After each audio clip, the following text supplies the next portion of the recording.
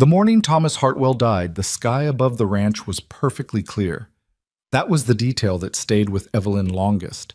Not the sound of his breathing changing in the night, not the moment she understood what that change meant, not even the faces of her children when she came down the stairs and couldn't find the words. It was the sky. Brilliant, cold, indifferent blue stretching from one ridge to the other as if nothing had happened at all. As if the world hadn't just come apart at its center. Thomas had been sick for 7 months. A thing that started as a cough and became something the doctor in Billings could name but couldn't fix.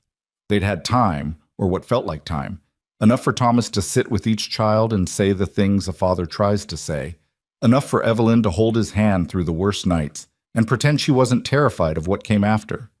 Enough time to believe she had prepared herself. She hadn't. The ranch, 240 acres in the foothills east of Caldwell Creek, Montana, had been in the Hartwell name for 18 years. Thomas had broken that land himself, built the house board by board, planted the windbreak of cottonwoods along the north fence. He'd registered the deed, paid the taxes, kept every paper in a lockbox under the bed, with the kind of careful pride that comes from a man who grew up with nothing and understood what documentation meant. That lockbox was the first thing Garland Hartwell took. Garland was Thomas's younger brother by 4 years, and his opposite in nearly every way. Thomas had been patient. Garland was impatient. Where Thomas saved, Garland spent. Where Thomas built, Garland maneuvered. He'd shown up at the ranch 2 days after the funeral wearing a black suit that was too clean for the occasion and a look on his face that Evelyn recognized immediately, though she couldn't have named it then. She could name it now. It was a man confirming that what he'd been waiting for had finally arrived. "We need to talk about the arrangements," he'd said, standing in her kitchen like he owned it already. Evelyn had been feeding the youngest, Clara, who was 4 and didn't fully understand what was happening. And she'd told him they could talk in the evening, after the children were settled. He'd agreed, nodded pleasantly. And sometime in those intervening hours, while Evelyn sat with her 6 children in the front room and tried to answer the questions she couldn't answer, Garland had gone into the bedroom and taken the lockbox. She hadn't noticed for 3 days. There was too much else to notice. When she finally went looking for it and found it gone, she went straight to Garland and asked him directly. He'd smiled at her, a slow, almost gentle smile. "I don't know what you're talking about, Evelyn. What lockbox?" That was 6 weeks ago. But what followed happened faster than she could track it, which she suspected was intentional. A lawyer she'd never met arrived from Helena with papers she didn't recognize. The deed to the ranch, he explained, was held jointly under the Hartwell name. And as Thomas's surviving male heir, Garland had primary claim. There was documentation, there were signatures, there was a letter supposedly in Thomas's hand transferring management of all assets to his brother in the event of death. Evelyn had stared at that letter for a long time. She knew Thomas's handwriting. She'd read his letters for 18 years. The cramped, careful way he made his R's. The way the last letter of every word trailed slightly downward. The signature on that paper had neither of those things. But the lawyer seemed unconcerned with her opinion, and the county magistrate, a man named Poole, who had done business with Garland's associates for years, had already reviewed the documents and found them satisfactory. She'd gone to the only other lawyer in Caldwell Creek, a young man named Abbott, who was 2 years out of law school and visibly uncomfortable the moment she mentioned Garland's name. "Mrs. Hartwell," he'd said carefully, "even if what you're suggesting about those documents is true, and I'm not saying it isn't, proving forgery takes time and resources. It takes witnesses. It takes—" "I have 6 children," she said. He'd looked at his desk. "I understand. But without the original deed, without the lockbox contents you described, you'd be asking a court to take your word against documentation that's already been reviewed and accepted. The legal position here is—" He'd paused. "Difficult." She didn't have the money for a prolonged legal fight. She'd understood that before she sat down in Abbott's office. Thomas had left some savings, enough to see them through a year if she was careful, but Garland moved faster than a year. He petitioned the court for immediate possession of the property, citing outstanding debts against the estate. Debts Evelyn had never heard of, against creditors she'd never met. The magistrate granted the petition. They had 2 weeks to vacate. She told the children on a Sunday evening. She'd put Clara and 5-year-old Josiah to bed first, then sat down in the kitchen with the 4 older ones. Daniel, who was 15 and already had his father's jaw and his father's silences. Margaret, 13, steady and careful, and her mother's daughter. Henry, 11, who processed everything through anger and couldn't quite meet her eyes. And Ruth, who was 9 and had been watching Evelyn's face for weeks with an expression too old for her age. "We have to leave the ranch," Evelyn said. She didn't soften it. They deserved the truth. Daniel was quiet for a long moment. "Where are we going?" "I'm working on that." "What does that mean?" "It means I don't know yet, Daniel. It means I'm trying to figure it out." He looked at the table. She watched his hands tighten around his coffee cup. He'd taken to drinking coffee in the weeks since his father died, and she hadn't had the heart to tell him he was too young for it. "Uncle Garland," he said, not a question. "Yes." Henry shoved back from the table hard enough to make his chair scrape. "He can't do that. It's our house. Papa built this house." "I know. So how can he just—" "Henry." She said it quietly, the way that worked with him. He stopped, breathing hard through his nose. "I know how it feels. I feel it too. But right now I need us to hold together. Can you do that for me?" He didn't answer, but he didn't leave the table. Margaret had been sitting very still. "What are we going to do for money?" she asked. "Practical, always practical. I have some. Not enough for long, but some." Evelyn folded her hands on the table. "I have some ideas. I'm going to figure this out." She was not, at that moment, sure she believed that, but she said it and watched her children's faces and understood that sometimes what you say and what you believe have to be 2 different things. They left the ranch on a Thursday morning. The temperature was 11 degrees and dropping. Evelyn had packed what she could: clothing, blankets, the children's things, a box of food, the few items of value she'd managed to secure before Garland's lawyer arrived to inventory the house. She had $260 in cash tucked into her coat lining, which she told no one about. The wagon was Thomas's old freight rig, and the horse pulling it, a gray mare named Biscuit, was technically Garland's property now under the court's ruling, but no one came out to stop her taking it. Daniel drove. He was 15 and handled the reins with the quiet competence of a boy who'd been learning it since he could hold them. Evelyn sat beside him on the bench with Clara in her lap and didn't look back at the house. She almost made it. 100 yards down the ranch road, Clara twisted around to look behind them and said, "Mama, where's home going?" Evelyn didn't answer. She pressed her cheek against the top of her daughter's head and watched the road and didn't say anything at all. She had no plan beyond reaching town and buying time. She'd sent a letter 2 weeks prior to a cousin in Butte, but hadn't received an answer. She'd spoken to Reverend Mullins at the church in Caldwell Creek, who had expressed sympathy and offered prayers and mentioned a widow's fund that he believed had some money in it, perhaps $15 or $20. She had asked around, carefully, without showing desperation, because desperation was the thing that made people take advantage, about room rental, about work. The town's response had been gentle and ultimately useless. Caldwell Creek was a small place, 340 souls, and most of those souls were careful not to involve themselves in business that touched the Hartwells. Garland had been building influence in that county for years, long before Thomas died. He'd lent money to men who couldn't repay it, which meant he owned their compliance.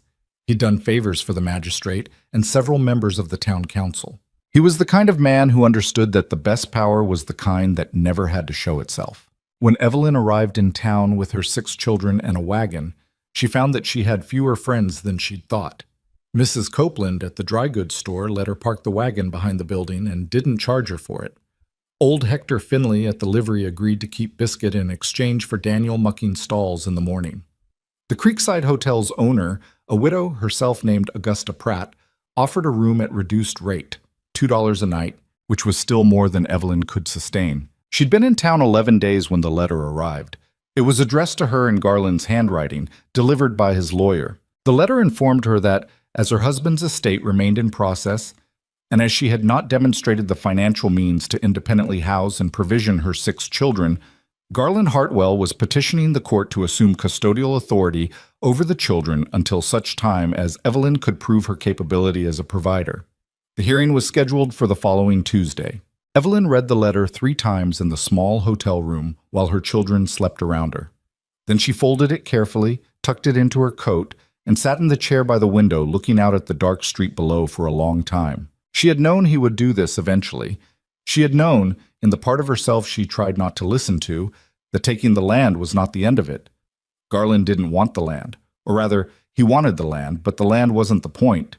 The point was the elimination of every inconvenient reminder that Thomas had existed, had built something, had chosen someone else over family. The children were Thomas's children. Their faces were Thomas's face. Garland would not stop until they were gone. She didn't sleep that night. Tuesday morning came in gray and bitter, with ice on every surface and a wind that found every gap in your coat. Evelyn dressed the children carefully, their best clothes, their cleanest faces. She braided Margaret's hair and Ruth's hair and left Clara's in soft curls the way Thomas had liked. She made sure Daniel and Henry had their collars straight and Josiah's boots were buttoned. Then she looked at herself in the small mirror above the washstand and tried to see what the court would see. A widow, 34 years old, with good cheekbones and tired eyes, and a coat that was showing at the cuffs. She looked capable, she thought. She hoped she looked capable. The county building was 4 blocks from the hotel. They walked in a line, Evelyn at the front, Clara on her hip, the others behind. People on the street watched them pass. Some looked away. One woman, Eleanor Marsh, who had been a friend, or what Evelyn had taken for a friend, made eye contact briefly and then found something interesting to look at in a shop window. Evelyn kept walking. Garland was already in the hearing room when they arrived, flanked by his lawyer and 2 other men she didn't recognize. He was wearing the same black suit. He nodded at her when she came in, a calm nod, almost pleasant. She didn't nod back. The magistrate, Poole, came in and settled himself with the slow deliberateness of a man who knew he was the most important person in the room. He reviewed the petition. He asked Evelyn a series of questions in a voice that managed to be both bored and condescending. What were her financial resources? What was her plan for housing? How did she propose to provide for 6 children on her own? She answered each question directly. She gave him the numbers, the cash she had, the arrangement at the livery, the possibility of work. She was honest because she suspected anything less than honesty would be used against her immediately. Poole listened, or appeared to listen. When she finished, he spent a long moment looking at his papers. The court's primary concern, he said, is the welfare of the children. Mrs. Hartwell, your situation, while sympathetic, does not at present represent the kind of stable provision that the court requires. My children are fed and housed at a hotel on temporary funds, he said. That is not a stable situation. I need time to find work. I need Mrs. Hartwell. He looked up then, and his eyes were patient and immovable. The court will take the matter under advisement. In the meantime, he shuffled papers, cleared his throat.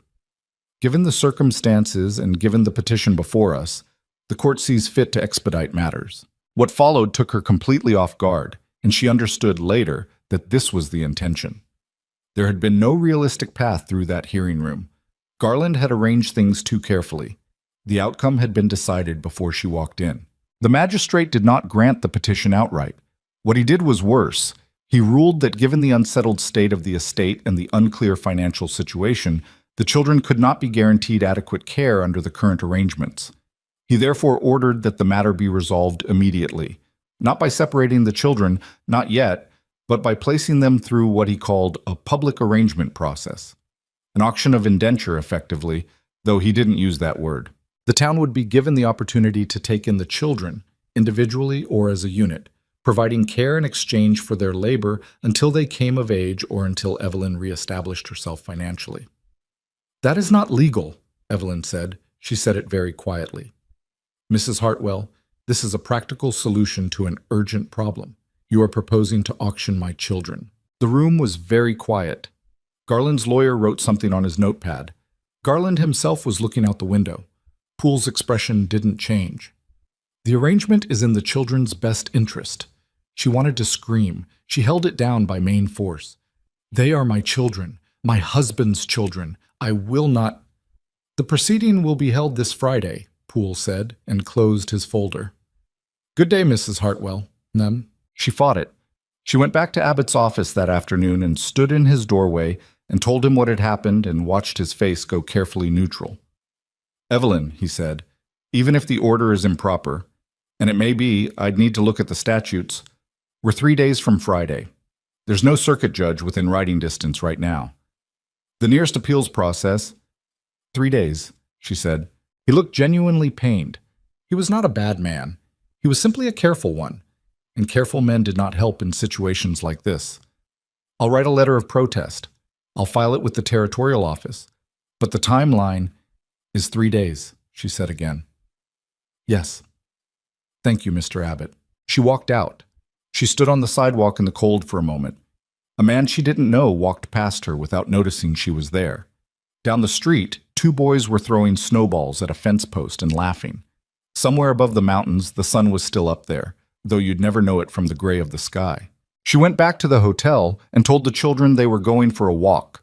She took them to the diner on 2nd Street and spent 50 cents she couldn't afford on pie and coffee and milk, and she let them talk and eat and be loud in the way children are when they're allowed to relax. And she watched their faces and tried to memorize them the way she found herself memorizing Thomas's face in those last weeks. She was not going to let this happen. She had no idea how she was going to stop it. Bye. Friday came. The auction, because that's what it was, regardless of the magistrate's language, was held in the street in front of the county building. Evelyn had been informed the previous evening. There was no further legal recourse. Abbott's letter of protest had been received, acknowledged, and noted for future consideration, which meant nothing. She dressed the children the same way she had for the hearing, their best, their cleanest. This time she had to explain to them what was happening. Margaret already understood. She was 13 and she'd been listening to everything. Daniel understood. Henry's eyes went flat and dangerous in the way she feared. Josiah asked if they were in trouble. Clara asked if they could have breakfast first. They had breakfast, toast and eggs at the diner because she wanted them to eat. And she wanted them to remember that she had fed them, that she had not let that lapse even at the end. The street was already gathering people when they came out. It was 8 in the morning and well below freezing. The townspeople of Caldwell Creek had turned out in numbers that surprised Evelyn. Not from sympathy, she understood, but from the particular frontier combination of civic duty and spectacle. An auction was news. An auction of a widow's children in the middle of winter was something people would talk about for years. Garland was there, standing with his lawyer and several men who Evelyn recognized as his business associates. He watched her come down the street with an expression of careful neutrality. He looked, she thought, like a man watching a transaction complete itself. The magistrate's deputy ran the proceeding. He stood on the steps of the county building with papers in his hand and spoke in a carrying voice about the circumstances and the court's arrangement and the opportunity for upstanding citizens to provide homes for these children. He made it sound almost charitable. Evelyn stood in the cold with her 6 children around her and said nothing. She had decided sometime in the night that she would not beg. She would not give Garland or the crowd or anyone watching the satisfaction of seeing her beg. Whatever happened here, she would stand up through it. Bidding started slowly. There were interested parties. She'd known there would be.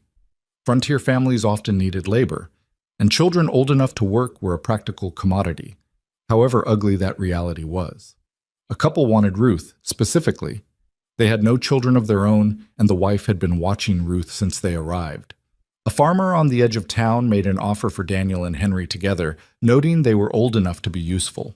A woman from the church said she would take Clara and Josiah. Each bid landed on Evelyn like something physical.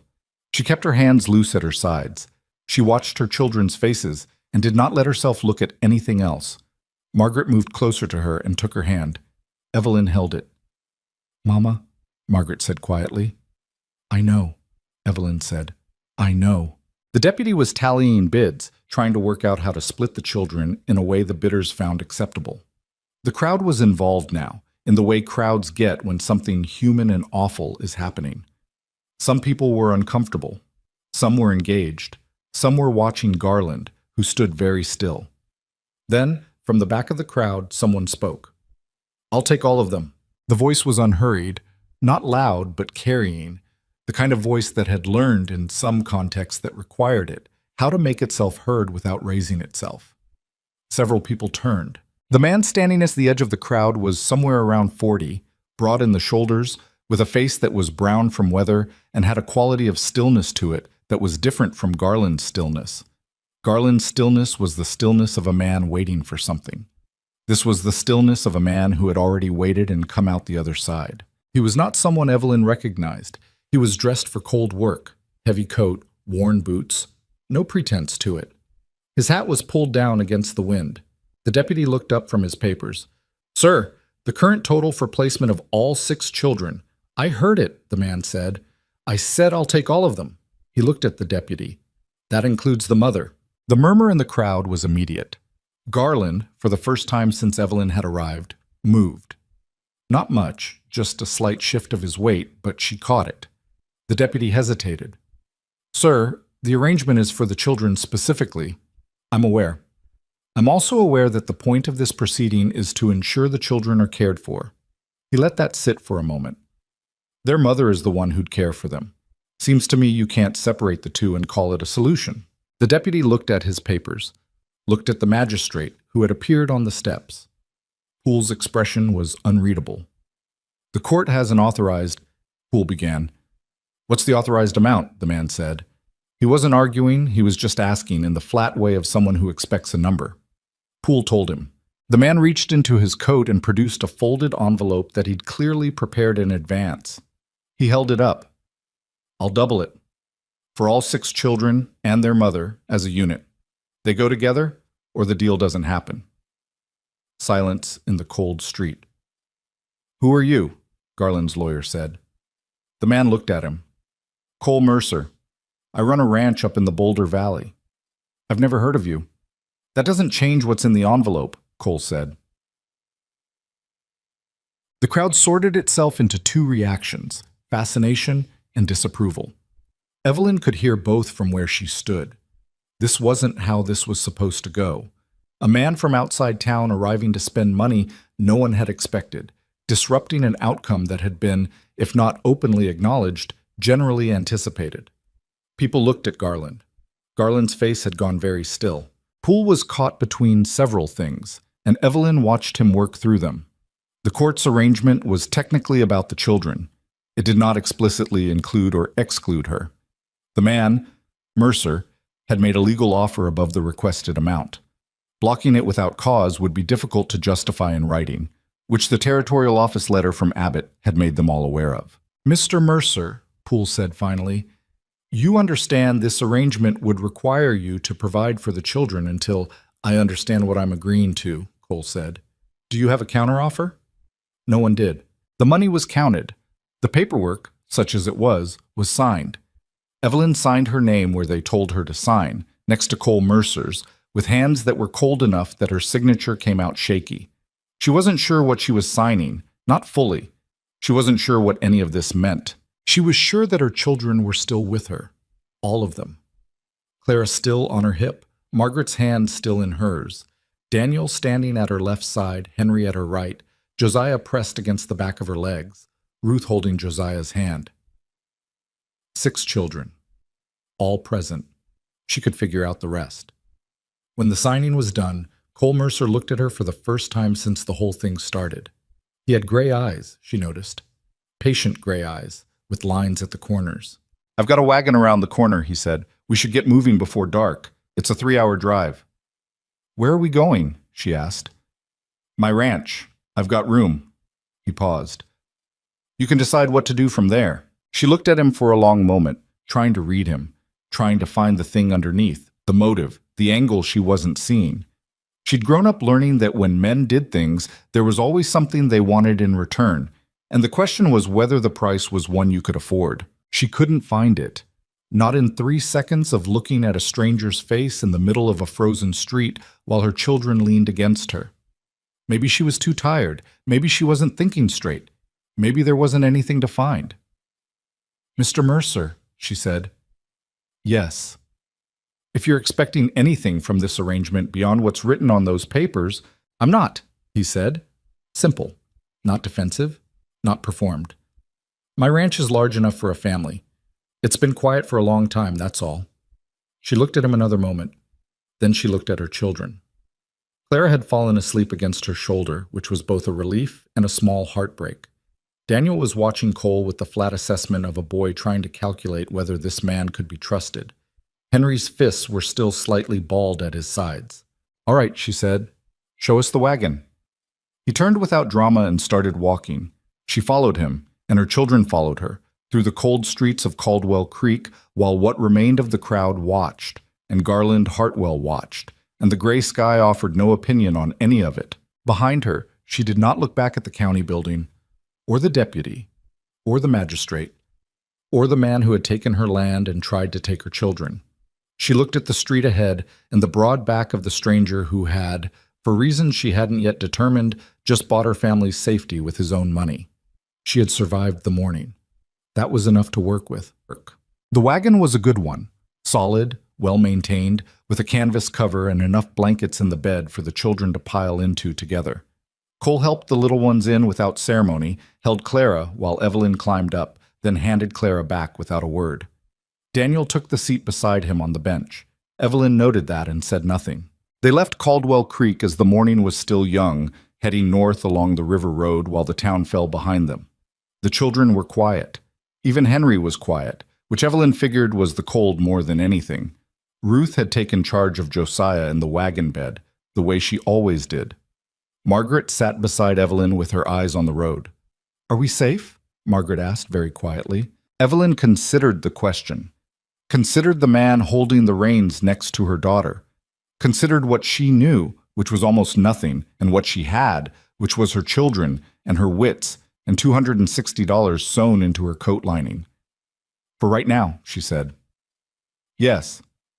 It wasn't everything, but it was honest, and in the moment, honest was what she had. The wagon moved north through the frozen valley, away from town, away from the auction and the magistrate and Garland's careful, patient face, and Evelyn Hartwell sat upright in the cold and watched the mountains come nearer and told herself that surviving the first part was what let you get to the next one.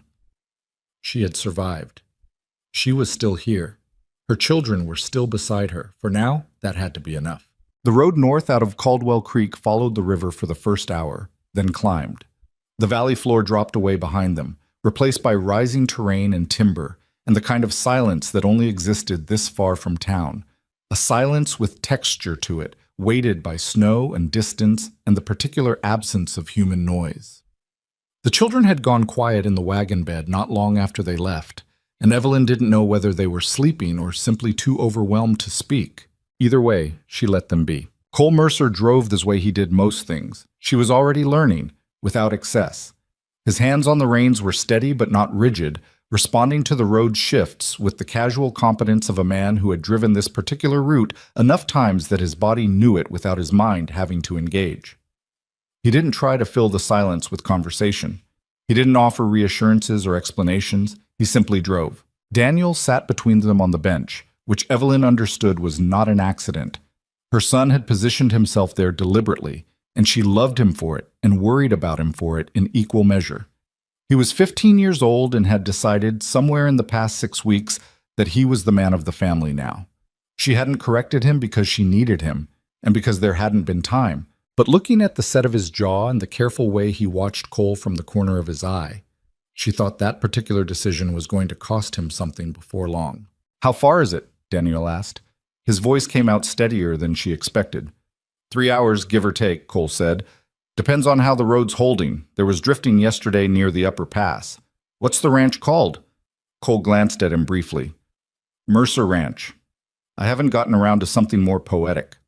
Daniel was quiet a moment, processing whether that was a joke. Evelyn thought it probably wasn't. "How many acres?" "About 310. "What do you run?" "Cattle, mostly. Some horses. Keep chickens for eggs." Cole shifted the reins to one hand briefly and pulled his coat tighter with the other. "I'll need help come spring, if you're offering to work." Daniel looked at him. "I wasn't offering anything." "I know you weren't," Cole said. "I was just noting it, in case you were thinking ahead." Daniel turned and looked at the road. Evelyn watched her son's profile and saw the calculation happening behind his eyes. The thing he did when he was trying to decide whether to push harder or pull back. He pulled back. That was Thomas in him. Thomas always knew when to hold. She didn't say anything. The wagon moved on up the road through the snow and the pines, and the mountain got bigger ahead of them, and eventually Clara stirred in the wagon bed and called out for her mother in a sleepy voice, and Evelyn climbed back over the bench to sit with her youngest. And the motion of Cole's driving and the blankets piled around them did what they always did with small children, and Clara was asleep again in minutes. Evelyn sat in the wagon bed with Clara's head in her lap, and the cold coming up through the boards despite the blankets, and she looked at the sky between the pine branches and tried to think straight. She was not frightened, or rather, she was frightened, but fear had become such a constant companion in the past 6 weeks that it had started to feel less like an alarm and more like weather, a condition to be dressed for. What she didn't know about Cole Mercer was considerable. What she did know was narrow and specific. He had money, he had land, he had arrived at the auction with a prepared envelope and a plan, and he had not asked anything of her yet. That last part was the one she kept returning to. In her experience, men who did things without asking first were either extraordinarily decent or waiting for a moment when the asking would carry more weight. She had no way, from the wagon bed of his vehicle on the 3rd hour of knowing him, to determine which this was. She would have to watch. She was good at watching. The ranch came into view around the last bend of the upper road, and despite herself, Evelyn felt something loosen slightly in her chest at the sight of it. It was not a showpiece. She wanted to be clear about that to herself, because she didn't want to let an aesthetic reaction cloud her judgment. The main house was large, larger than she'd expected, 2 stories with a wide porch across the front and windows that showed light inside even at this hour. But it had the look of a place built in stages, one addition after another over many years. And the additions didn't always line up with each other at quite the right angles. There was a barn behind the house, well built and solid, and several outbuildings, and a corral with 4 horses standing in the far corner with their rumps to the wind. The whole property had a quality of functionality without grace that Evelyn recognized. It was the look of a place where someone had been working very hard for a long time, alone. The children had woken up in the last stretch of road and were quiet in the wagon bed, looking at the ranch with various expressions. Ruth was wide-eyed. Josiah was pressed against the side of the wagon trying to see the horses. Clara, still drowsy, had climbed back into Evelyn's arms and was frowning at the house with the particular suspicion of a 4-year-old confronting the unfamiliar. "Is this it?" Henry said. "Yes," Cole said. He pulled the wagon up to the porch and set the brake and climbed down, and then just stood there a moment looking at his own property, the way people sometimes look at things they've lived with so long they've stopped seeing them. Whatever he saw in that moment, he kept to himself. "Come on in," he said. "There's heat inside, and I can make something to eat." Ishtik. The house was warm. Whatever else was uncertain, that was real and immediate. Warmth radiating from a big iron stove in the kitchen and a fireplace in the front room that had been banked low and caught quickly when Cole added a log. The children responded to the warmth the way cold animals do, spreading out toward it without thinking about it, and Evelyn watched them shed a little of the day's tension and felt something that was not quite relief, but was in the same neighborhood. The kitchen was the largest room on the ground floor. It was not a tidy kitchen. There were signs everywhere of a person who cooked practically and cleaned when it became necessary. But it was equipped well, with a proper range and good pots and a table large enough, barely, for all 8 of them. The shelves were stocked. Evelyn's eyes went to the shelves automatically, and she noted flour, cornmeal, dried beans, salt pork, canned goods, coffee. Not a pantry arranged for show. A pantry arranged by someone who understood winter provisions. Cole made coffee without asking if they wanted it, and put milk to heat for the children and started cutting salt pork for the pan while the stove came up to temperature, and he moved around the kitchen with the ease of someone who had been feeding himself for years and had no particular anxiety about it. He didn't talk while he cooked. He didn't perform helpfulness. He just made food. Evelyn stood in the doorway between the kitchen and the front room and watched him and said nothing. Margaret appeared at her elbow. "He lives here alone?" she murmured. "It looks like it." "Why's the table this big then?" Evelyn didn't answer that. It was a good question, and she'd already noticed it herself. The table was built for a larger family than one man. The chairs were mismatched, 4 of them, but there were also 2 benches along the wall that had been pulled out at some point. Someone had expected, or hoped for, company. She filed that away. Mikam. Dinner was plain and hot and plentiful, which was exactly what 8 people in the aftermath of a terrible day needed. The children ate with the focused intensity of the genuinely hungry, and the warmth in the food did what they always do. And by the time the plates were cleared, Josiah was half asleep leaning against Ruth's shoulder, and Clara had been carried to a chair by the fire and was making the small determined sounds of a child fighting sleep. Cole had shown them the upstairs before dinner, 3 rooms, 2 of which were empty and unfurnished beyond a bed frame in each. He'd brought blankets from a cedar chest without commentary and left them to arrange what they needed. It wasn't luxury, it wasn't meant to be. It was dry and warm, and the roof was solid and the windows were tight. And for the Hartwell children who had spent 11 days in a 2-room hotel, it was more than adequate. When the younger children were settled upstairs, Evelyn came back down to find Cole at the kitchen table with a cup of coffee and what appeared to be a ledger book, though he closed it when she came in. Daniel was still there, which didn't surprise her. Her son had clearly decided that wherever Cole Mercer was, he would be nearby. She poured herself coffee and sat down at the table. It was the first time since the auction that she'd sat down without a child in her arms or at her side. And the feeling was strange, a kind of lightness and a kind of emptiness together. "Mr. Mercer," she said, "I think we need to talk about the arrangement." He looked up from his coffee. "All right. You paid a significant amount of money today. I'd like to know what you expect in return." He was quiet for a moment, not evasive, thinking. "Nothing legally binding," he said. "What I paid today was what it cost to keep your family together. I wasn't buying anything. Men don't spend money like that without wanting something. Some do." "In my experience," she started. "Your experience has been limited to people who wanted something," he said. Not harshly, flatly. "That's understandable, given what you've been through. But it's not everyone." Daniel was watching Cole with an expression that was trying very hard to be neutral and wasn't quite succeeding. "Why did you do it then?" he said. Cole looked at him. "I heard about the auction. I've heard about your family's situation." "From who?" "People talk. I come into Caldwell Creek every few weeks for supplies." He wrapped both hands around his cup. "What was happening was wrong. I was in a position to do something about it, so I did." "That's it?" Daniel said. He made it sound like an accusation. "That's it." "That's not how people work." Cole looked at him steadily. "How old are you?" 15? "You've been watching people do bad things for 6 weeks, and you've decided that's how people work," Cole said. "That's understandable, but it's not the conclusion I'd want you to stick with." Daniel's jaw tightened. He looked at his mother, then back at Cole. He didn't say anything else, but he didn't leave either. Evelyn set her cup down. "I appreciate what you did today. I genuinely do. But I need you to understand that I'm not going to simply trust you because you did it. I have 6 children, and I can't afford to be wrong about who's safe." "That's sensible," Cole said. "I'll work. Whatever needs doing on this ranch, I can do it, and the older children can help with what's appropriate for their ages. I'm not here to be kept." "I didn't think you were." "I'll need to find a way to pay you back." He shook his head. "It's not negotiable," she said. "I need to be clear about the terms. What I owe you, I'll pay. What the children owe you, we'll work off. This is not charity. Is that acceptable?" He looked at her for a moment. There was something in his face she couldn't read. Not irritation, not amusement, something quieter. "It's acceptable," he said. "Good." She picked up her cup. "Then we have an arrangement."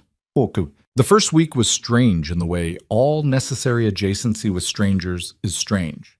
8 people occupying a space that had held one for what appeared to be a long time, learning each other's habits by collision and observation.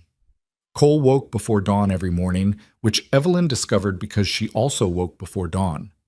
She always had. It was simply her nature. And on the second morning, she came downstairs to find him already at the stove making coffee. And they'd looked at each other with mutual surprise and then settled into a breakfast routine that neither of them discussed, but both maintained. He was quiet in the morning. She was quiet in the morning. It worked. The children organized themselves around the ranch with varying degrees of willingness. Daniel was out at the barn by 7 every morning, which Evelyn suspected had less to do with enthusiasm and more to do with keeping an eye on Cole. Henry was slower to warm, dragging his feet for the first few days before some combination of boredom and the horses in the corral wore him down. The horses were the thing that broke Henry. Specifically, a bad-tempered bay gelding named Wick that Cole had mentioned no one had managed to gentle properly. Henry had been watching the horse from the fence for 3 days before Cole said, without looking up from the fence post he was repairing, "You can try if you want." Henry had been in that corral every day since. The horse was still bad-tempered. Henry didn't seem to mind. Margaret took over the cooking with Evelyn and asked such direct, practical questions about where things were kept and how Cole preferred things done that he'd seemed briefly taken aback by her, then answered her questions with matching directness. Ruth took responsibility for the younger children with the steady competence of a 9-year-old who had been stepping into that role for years. Josiah was simply delighted by everything. The barn cats, the horses, the enormous breakfast Cole produced on the 3rd morning, the geography of a house with 2 sets of stairs. Clara watched Cole from a distance for 4 days. She was 4, and 4-year-olds had their own systems for evaluating safety, and Evelyn had learned not to rush Clara's systems. On the 5th evening, Clara walked up to Cole while he was sitting at the kitchen table after dinner, placed her hand on his knee, looked up at him with the frank evaluation only small children can get away with, and said, "You have a sad face." Cole looked down at her. A long moment passed. "Do I?" he said. Clara considered this.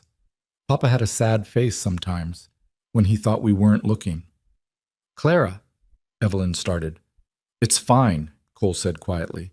He looked at Clara for another moment. "Maybe I do." Clara nodded, apparently satisfied with this, and wandered off to find her doll. Cole sat very still at the table, looking at the place she'd been standing, and Evelyn looked at him and saw something in his face that she hadn't been able to name before and suddenly could. The particular grief of a person who has not been spoken to gently in a long time. She didn't say anything about it, but she didn't look away as fast as she otherwise would have. The trust, such as it was, and what little of it there had been, began to build in the way trust actually builds. Not in grand gestures or honest declarations, but in the accumulation of small things that hold. A door repaired without being asked. A cough noticed and remedied with the right herbs from the shelf. The way Cole positioned himself between the wind and the smaller children when they crossed the yard without seeming to think about it. The way he spoke to Daniel like a person who deserved a real answer rather than a placated one. There were still tensions. Henry took longer than the others, cycling between grudging cooperation and outright hostility. On the 9th day, he told Cole at breakfast that he didn't know why they were all pretending this was their home, because it wasn't. The table had gone very quiet. Cole had looked at Henry for a moment and said, "You're right, it isn't, but it's where you are, and there's nothing wrong with making the best of where you are while you figure out what comes next." Henry had said nothing. He'd also stayed at the table and finished his breakfast, which Evelyn counted as progress.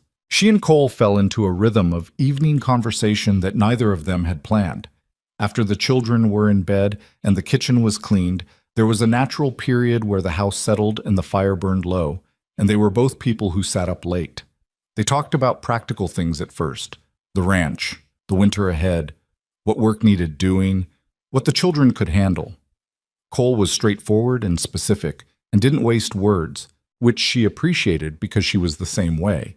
She asked about the ranch's finances without embarrassment, and he told her without apparent discomfort, which she found surprising and then found she respected.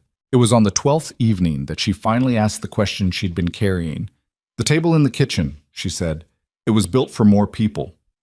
He was quiet for a moment, looking at the fire. "Yes." "Did you have a family?" A long pause. The fire shifted. "I did." She waited. She was good at waiting. "Wife. 2 sons." He turned his cup in his hands, looking at it. 8 years ago. Sickness came through the valley that winter. It moved fast. He stopped, started again. "I was up at the north pasture when it started. By the time I got back..." He didn't finish that sentence. It was 3 days, start to finish. The doctor from the nearest town was 3 hours away, and there was a blizzard, and he didn't make it in time. The fire was very quiet. "I'm sorry," Evelyn said. She meant it the way you mean something when words feel completely inadequate but are all you have. "It was 8 years ago," he said. which meant, she understood, both that it was in the past and that it was not in the past. Those two things could be true simultaneously. "You kept the ranch," she said. "I didn't know what else to do." He looked at the fire. "The ranch needed doing. It kept me occupied. After a while, it was just—" He gestured vaguely.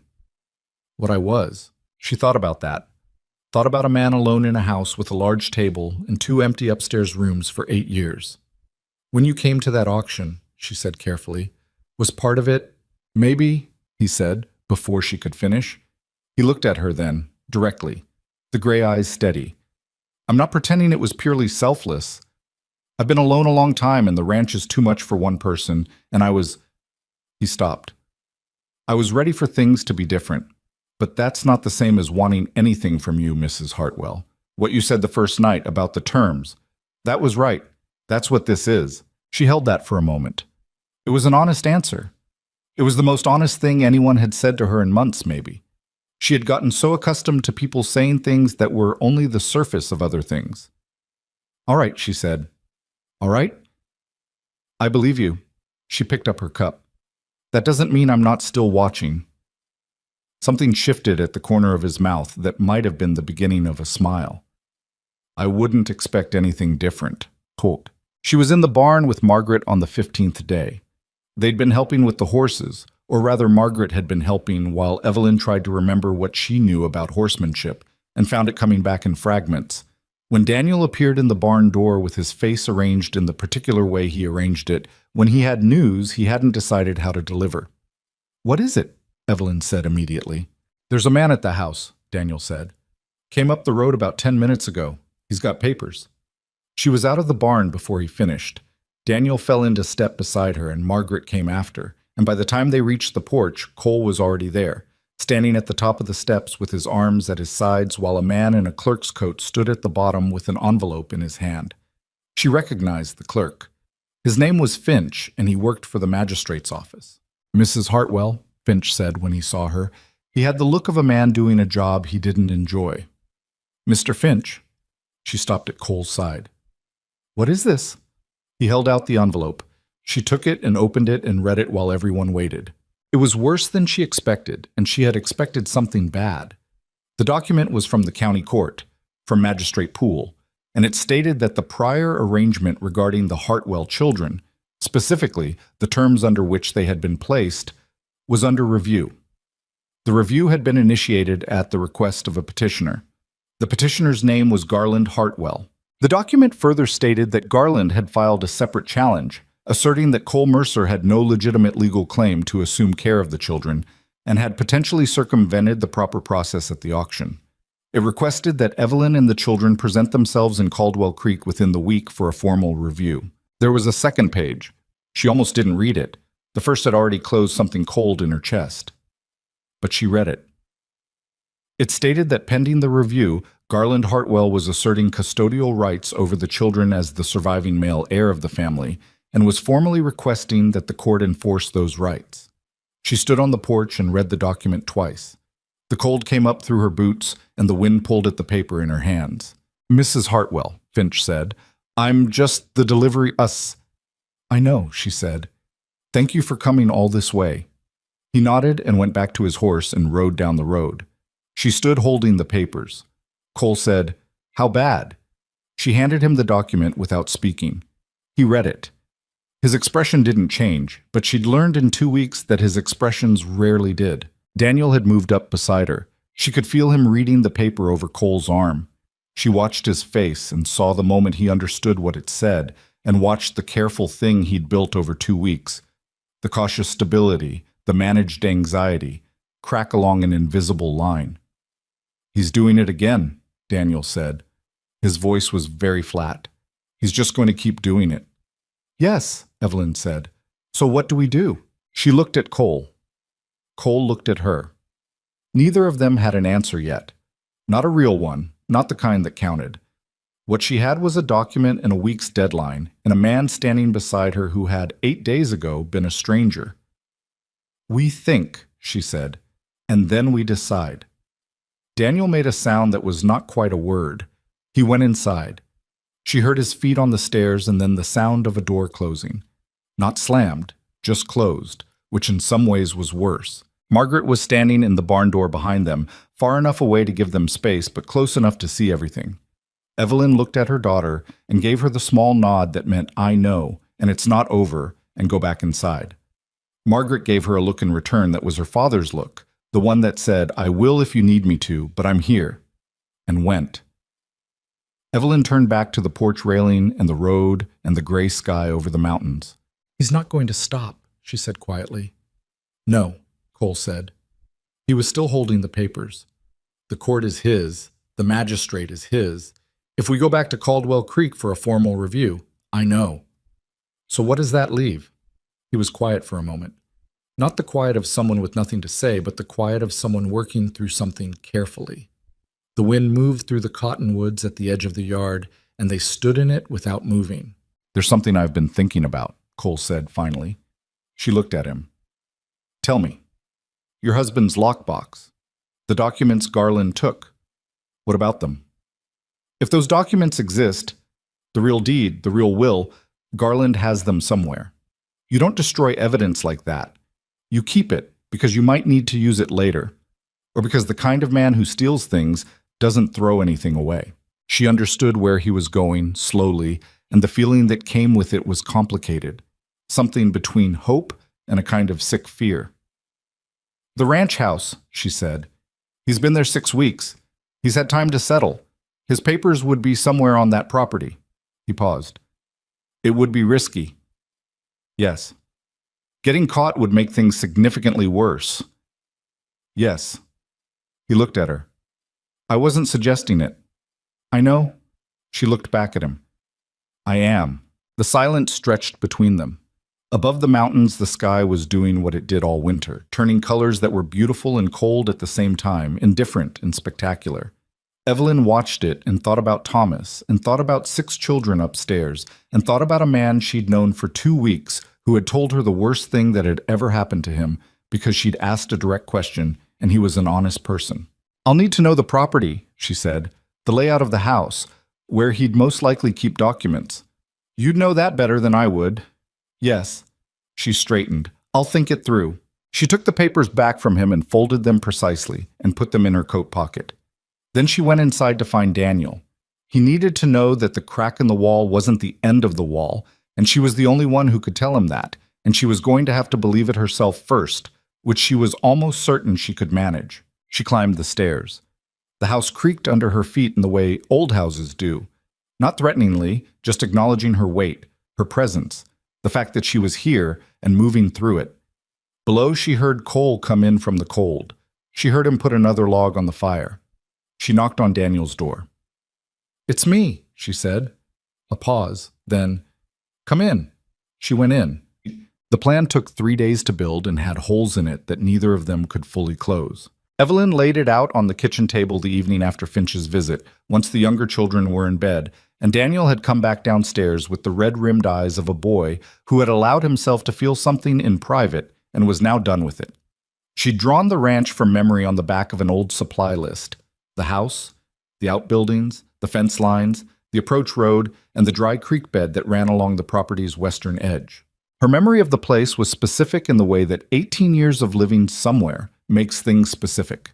She knew which floorboard squeaked at the top of the stairs. She knew the bedroom window latch was broken on the left side. She knew Thomas had kept the lockbox under the bed, and she knew where Garland, who was his brother and had grown up in the same family with the same habits, would most likely store papers he considered important. Cole had listened to all of it without interrupting, which she was beginning to understand was his particular method of paying attention. "The study," he said when she finished. "The study," she confirmed. It was a small room off the main hall that Thomas had used for accounts and correspondence. A roll-top desk, a filing cabinet, a shelf of ledgers.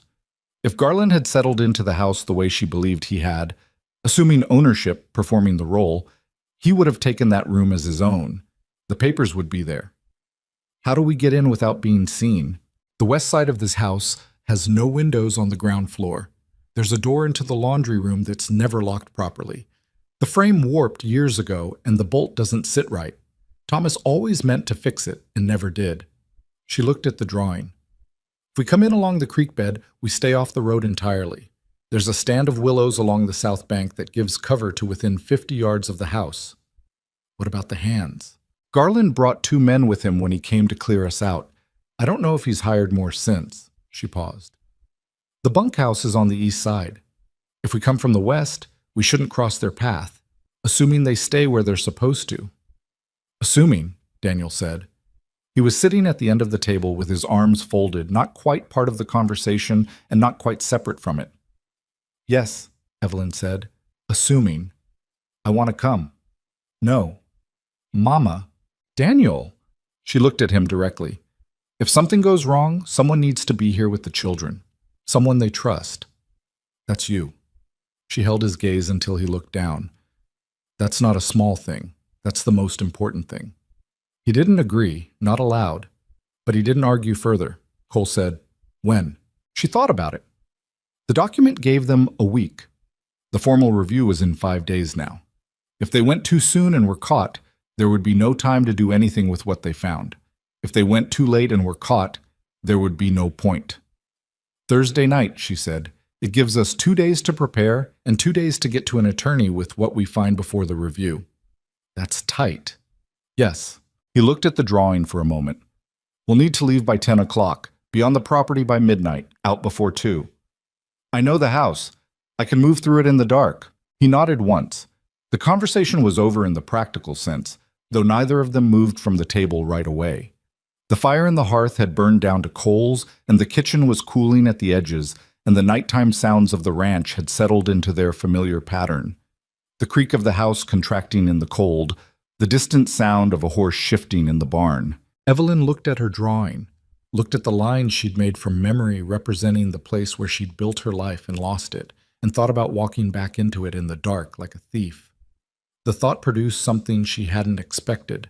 Not fear, or not only fear, something harder than fear. Anger, perhaps. Or something that lived close to anger but was more focused. I need you to understand something, she said. Not quite to Cole and not quite to Daniel, but to the room. Both of them looked at her. I'm not doing this to get back what was taken. I mean, I am, but that's not all of it. She looked at the drawing. Thomas spent 18 years building that life. He was careful about every legal thing.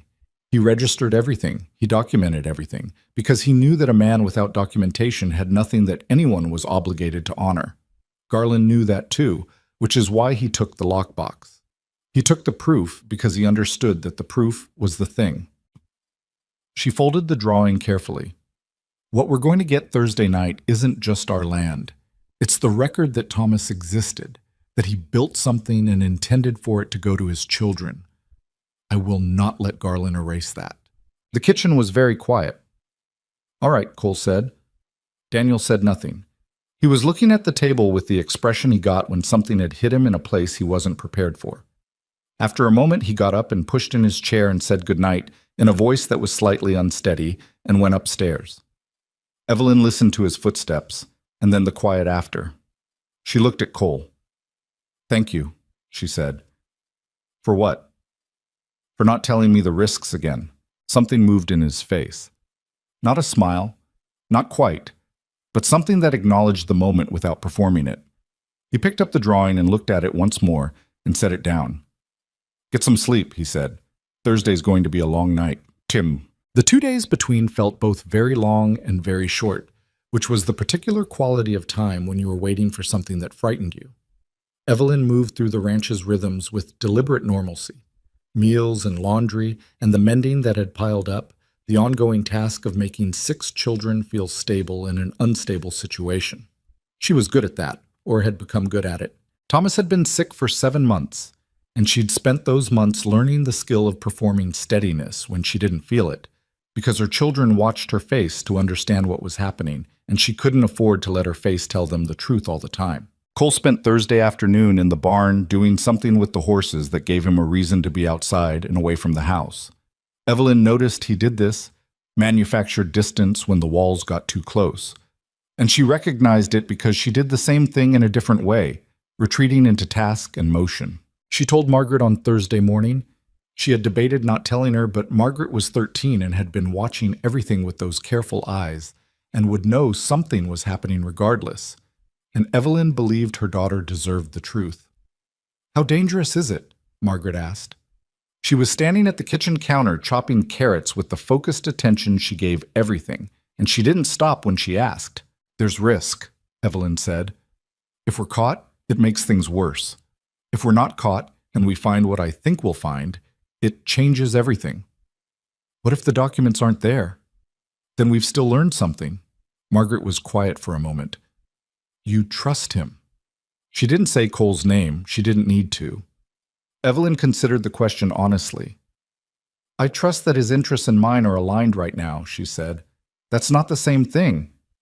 "Is it enough?" "It has to be." Margaret nodded and went back to chopping. She was her mother's daughter, right down to the pragmatism. Evelyn watched her for a moment and felt the complicated pride of a woman looking at a child who is stronger than she ought to have needed to become. They left at 10 past 10. The night was clear and cold, the temperature somewhere well below freezing, and the stars were the brilliant, hard stars of winter in high country, the kind that gave actual light when your eyes adjusted. Evelyn had dressed practically. Her heaviest coat, dark wool trousers she'd altered from an old pair of Thomas's, boots with good soles. She'd braided her hair tight. She carried nothing but the clothes she wore and the folding knife Thomas had given her 8 years ago that she'd kept in her coat pocket ever since. Cole had the horses ready and saddled in the dark barn. He handed her the reins of the steadier of the two animals, a dark bay named Rook, that she'd ridden twice in the past 2 weeks and found cooperative. "You're sure about the creek bed approach?" he said quietly. "I've walked it in the dark before. Summer nights, but the geography doesn't change." She mounted. "Stay close and stay off the road once we're within a mile." He nodded. They rode out of the barn without lanterns. Daniel was standing on the porch when they came around the front of the house. Evelyn pulled up for a moment. "Stay inside," she said. "Whatever you hear, whatever time it is, keep the doors locked and don't come out until morning." He looked at her. He looked at Cole. He said, "You'd better come back." "We will," she said. She didn't make it a promise because she wasn't certain she could keep it, and she'd decided years ago not to make promises she couldn't guarantee. But she held his gaze long enough to communicate something she couldn't put into words. And then she turned Rook and rode. Keta. The road south toward Caldwell Creek and the Hartwell property was empty at that hour, which she'd counted on. They rode at a walk for the first half-mile to keep the sound down, then moved to a canter once they were deep enough into the timber that the noise was absorbed. Cole rode on her left, slightly back, and didn't talk. She was grateful for that. She needed to think. The dry creek bed that marked the western boundary of her former property was easy to find even in the dark. The willows were distinctive, and she knew the gap in the fence line from years of walking the perimeter with Thomas during spring mending. She slowed Rook to a walk again as they hit the creek bed's sandy floor, and Cole came up beside her. "Quarter mile," she said quietly. He nodded. "She is tut." The willow grove was exactly where it always was, which was the particular mercy of knowing a landscape intimately. She tied Rook to a branch and stood still in the cold for a moment, listening. Nothing unusual. The wind through the bare branches. In the distance, the creak of the windmill near the stock tank, which had always needed greasing and Thomas had always meant to fix in spring. They moved through the last 50 yards in the shadow of the fence line, crouched low and moving slowly. The house was dark except for a single lamp in the upper right window. The master bedroom, Thomas's room, which was now presumably Garland's. The bunkhouse on the east side showed no light. The main barn was closed. Evelyn counted the lights and the silence and made a decision. "Now," she said under her breath. They crossed the open yard fast and low, the snow muffling their steps, and reached the west wall of the house. She found the laundry room door by touch as much as sight. The third door along the west side, the one with the slight outward lean that came from the warped frame. She pressed the latch down slowly and pushed and felt the familiar give of a bolt that never quite seated. The door swung open, cold air out, slightly warmer air in. She stepped inside. The laundry room smelled the same, soap and cold water, and the particular damp of a room with no real ventilation. The darkness was absolute here, and she moved from memory, hand along the wall, until she found the interior door that opened to the back hall. She paused there and listened. The house was quiet, the kind of quiet that meant sleep rather than the kind that meant waiting, though she'd be testing that assumption with every step. Cole came in behind her and she felt rather than saw him close the laundry door with care. "The study is off the main hall," she breathed. "Left from here. We passed the kitchen and the back parlor." He didn't answer. She understood that as agreement. She moved through the back hall with her hand trailing the wall. The floorboards were the same boards she'd walked for 18 years, and she knew the one that creaked. Third from the kitchen door, left side, and stepped over it without thinking. Cole followed her step by step, which she took as evidence that he was paying very close attention. The study door was closed. She put her hand on the knob and turned it with the slow deliberateness that made the mechanism whisper rather than click, and pushed. The curtains were drawn in the study, which made the darkness even thicker. She stood still and let her eyes adjust. The roll-top desk was where it had always been. The filing cabinet, the shelf. Cole stepped in behind her and closed the door. She went to the desk first. The roll-top was down and she tried to raise it quietly. It stuck briefly, the way it always had at the halfway point. And then it was open and she put her hands on the surface and began to work by touch. The desk was different than it had been. Thomas had kept it organized in a specific way. Accounts left, correspondence center, current documents right. And whoever was using it now had different habits, more chaotic, papers piled without obvious system. She worked through them quickly, holding each one up toward the curtained window to catch what little light came through. Bills. A letter from a bank in Helena. A surveyor's report. Recent, which made her stomach tighten. Garland was already having the land resurveyed. She filed that information and kept looking. The filing cabinet was unlocked, which surprised her, and then didn't. A man this confident in his legal position might not feel the need to lock things. She went through the drawers with her fingers, feeling the tabs on the folders, reading them by touch when she could, and lifting them to what little light there was when she couldn't. Cole had moved to the bookshelf. She heard him working through it, slow, careful, methodical.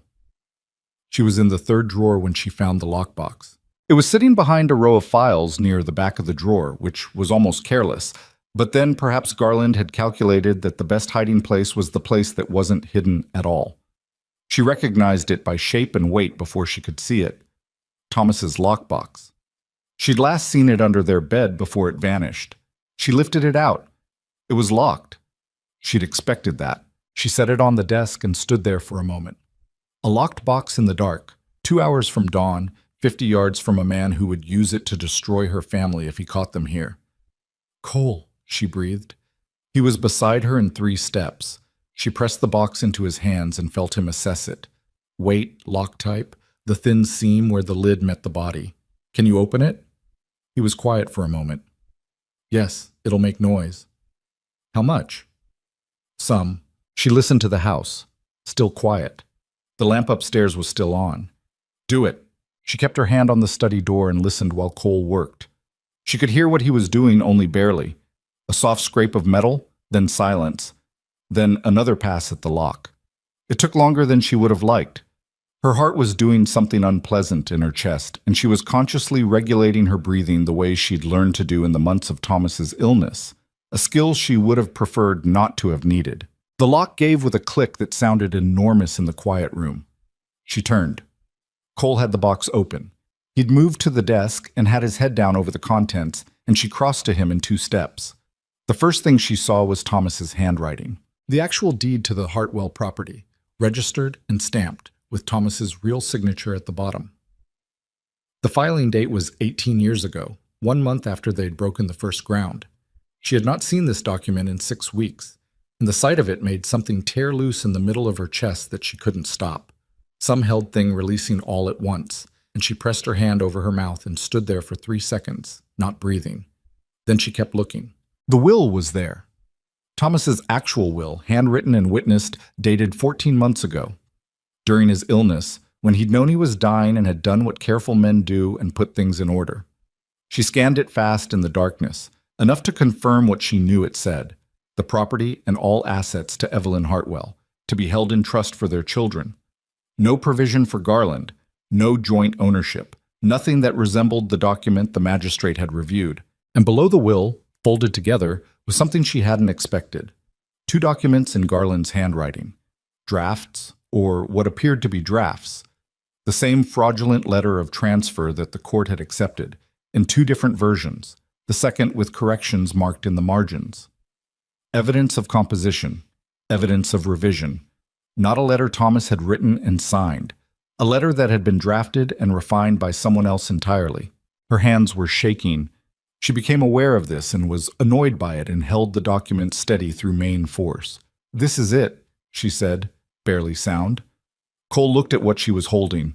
He was quiet for a moment, then, "All of it. Don't leave anything." She was already gathering.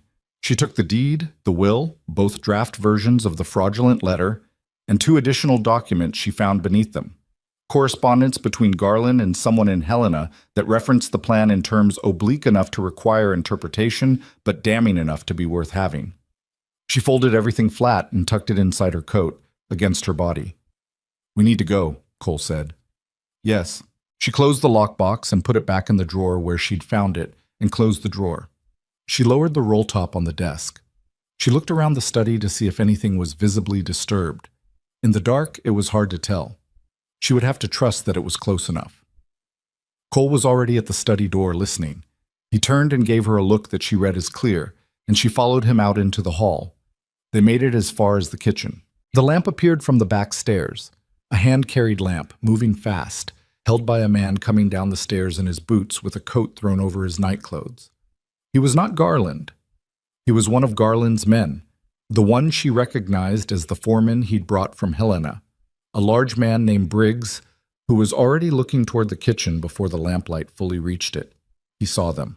The moment stretched, Briggs' face going through recognition, confusion, alarm, and decision in rapid sequence. His hand moved toward his hip where there was, she saw now, a holster. "Don't," Cole said. His voice was very flat. Briggs stopped moving but didn't back down. "What in the—" He was processing. Evelyn watched him process. "You're trespassing, both of you." "We're leaving," Cole said. "The hell you are. I need to get—" Briggs started to move toward the back hall, toward the stairs, toward Garland. Cole moved faster than she expected a man his size to move. He was between Briggs and the hallway in 2 steps, and then they were in contact. Not a fight, not quite, more a containment, Cole's hand on Briggs's coat front and Briggs's arm coming up.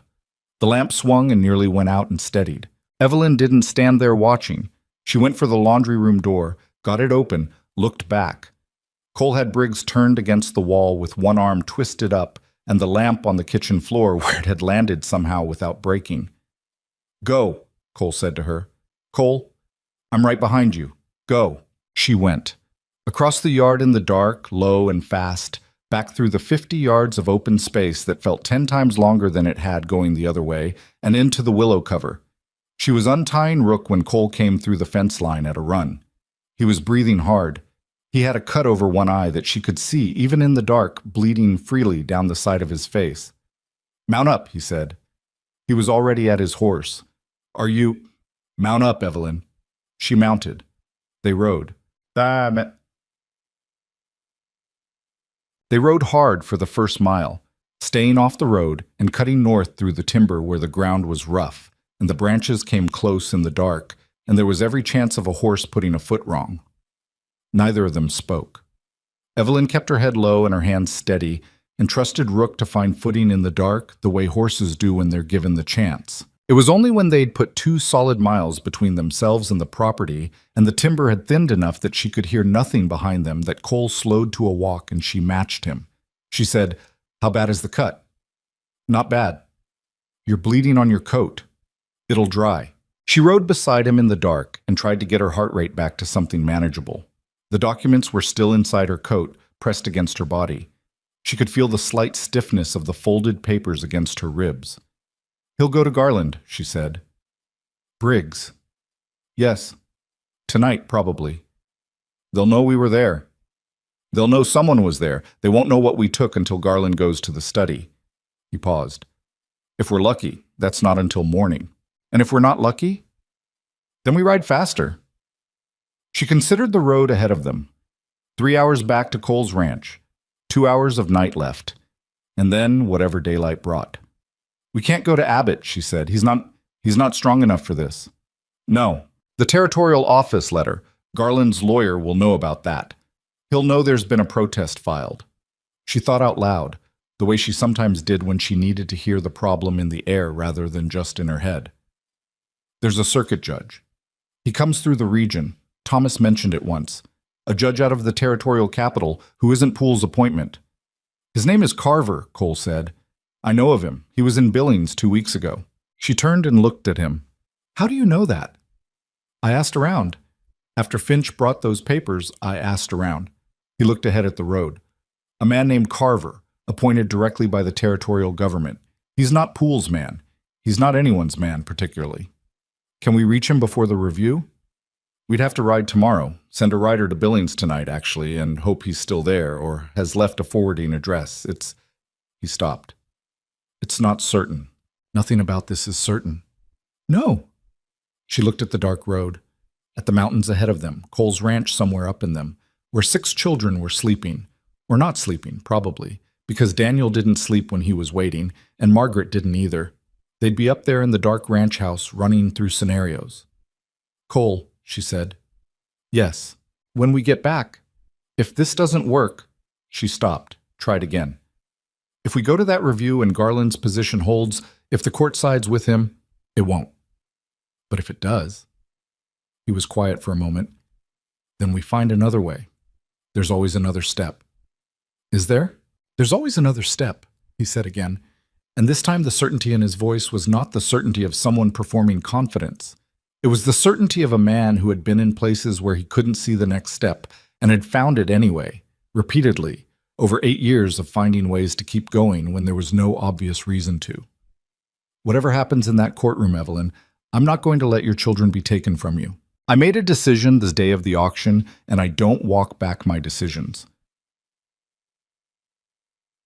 She held that for a moment. The cold air, the stars going slightly softer as the night moved toward its latest hour, Rook's steady footfall on the road. You should have that cut looked at, she said. You can look at it when we're home. She registered the word without comment. Home. He'd said it without apparent awareness that he'd said it, which told her something about where his mind was at this hour of the night, exhausted and bleeding slightly from a cut over his eye after riding through darkness to help her steal evidence from a man who was trying to erase her family. She looked at him, the line of his profile in the dark, the steady way he held himself even now. She turned back to the road. She would look at the cut when they got back. She would look at everything with fresh eyes in the morning. Right now there was just the road and the cold and the documents pressed against her ribs, Thomas's handwriting, Thomas's intentions, the record of a life that no one was going to be allowed to pretend hadn't happened. She rode. The miles passed. The night held. Somewhere up ahead, past the dark bulk of the mountains, the first gray thinking of dawn was beginning to suggest itself at the eastern edge of the sky, and by the time they came down the last road into the yard of Cole's ranch, the darkness had shifted from black to the dark blue that comes just before first light. Daniel was standing on the porch. She'd known he would be. She dismounted before the horse fully stopped and walked to him. He was still in his clothes from the previous day, and he'd been out here in the cold for probably an hour. And he looked at her face, and then at Cole, coming around with the horses, and then at her face again. "Did you get it?" he said. She pulled her coat open and showed him the papers pressed against her side. He looked at them. He looked at her. Something moved across his face, relief and grief and the kind of anger that doesn't have a clean target.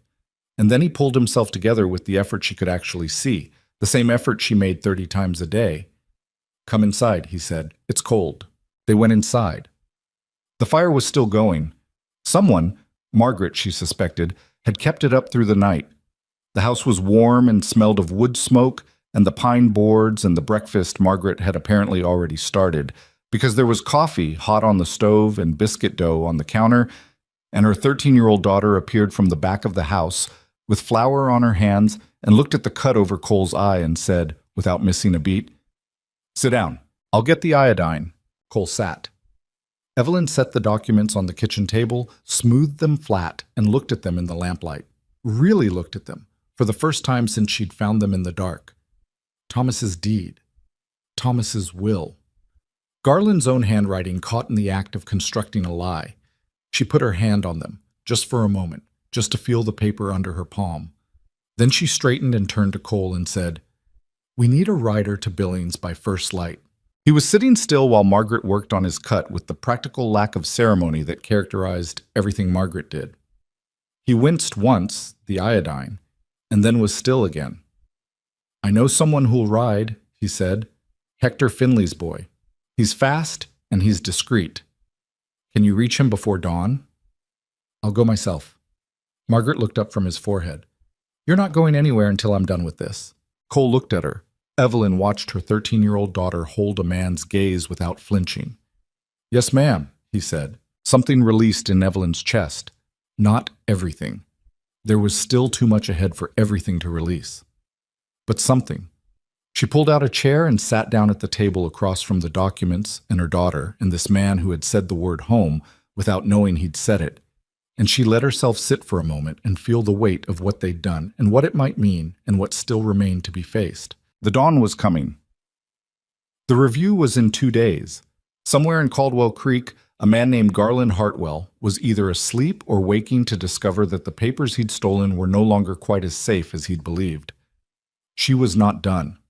She was nowhere close to done. But she had what she'd come for, and she was still here, and her children were in the next room, and the next step, however uncertain, was visible. That was enough to work with. Young Cale Finley rode out before sunup with the documents copied in Evelyn's hand, and a letter addressed to Judge Carver, and they didn't hear back until the following afternoon. The wait was its own particular kind of suffering. Evelyn had experienced waiting before. The months of Thomas's illness had been an education in it. But this was different. This had a deadline attached, the way a rope has a far end, and she could feel the clock in everything she did. She fed the children breakfast and kept her face steady. She helped Cole repair a section of fence on the north pasture because standing still was worse than moving. She went over the original documents 3 more times, sitting at the kitchen table in the afternoon light, making sure she understood every word, every date, every implication, so that when she stood in front of whoever was going to hear this, she would not be caught uncertain about anything she was presenting. Cole had sent word to Abbott as well, not to argue the case, because Abbott had already demonstrated the limits of his nerve, but because they needed someone who knew procedure, who could stand in a courtroom and say the right words in the right order.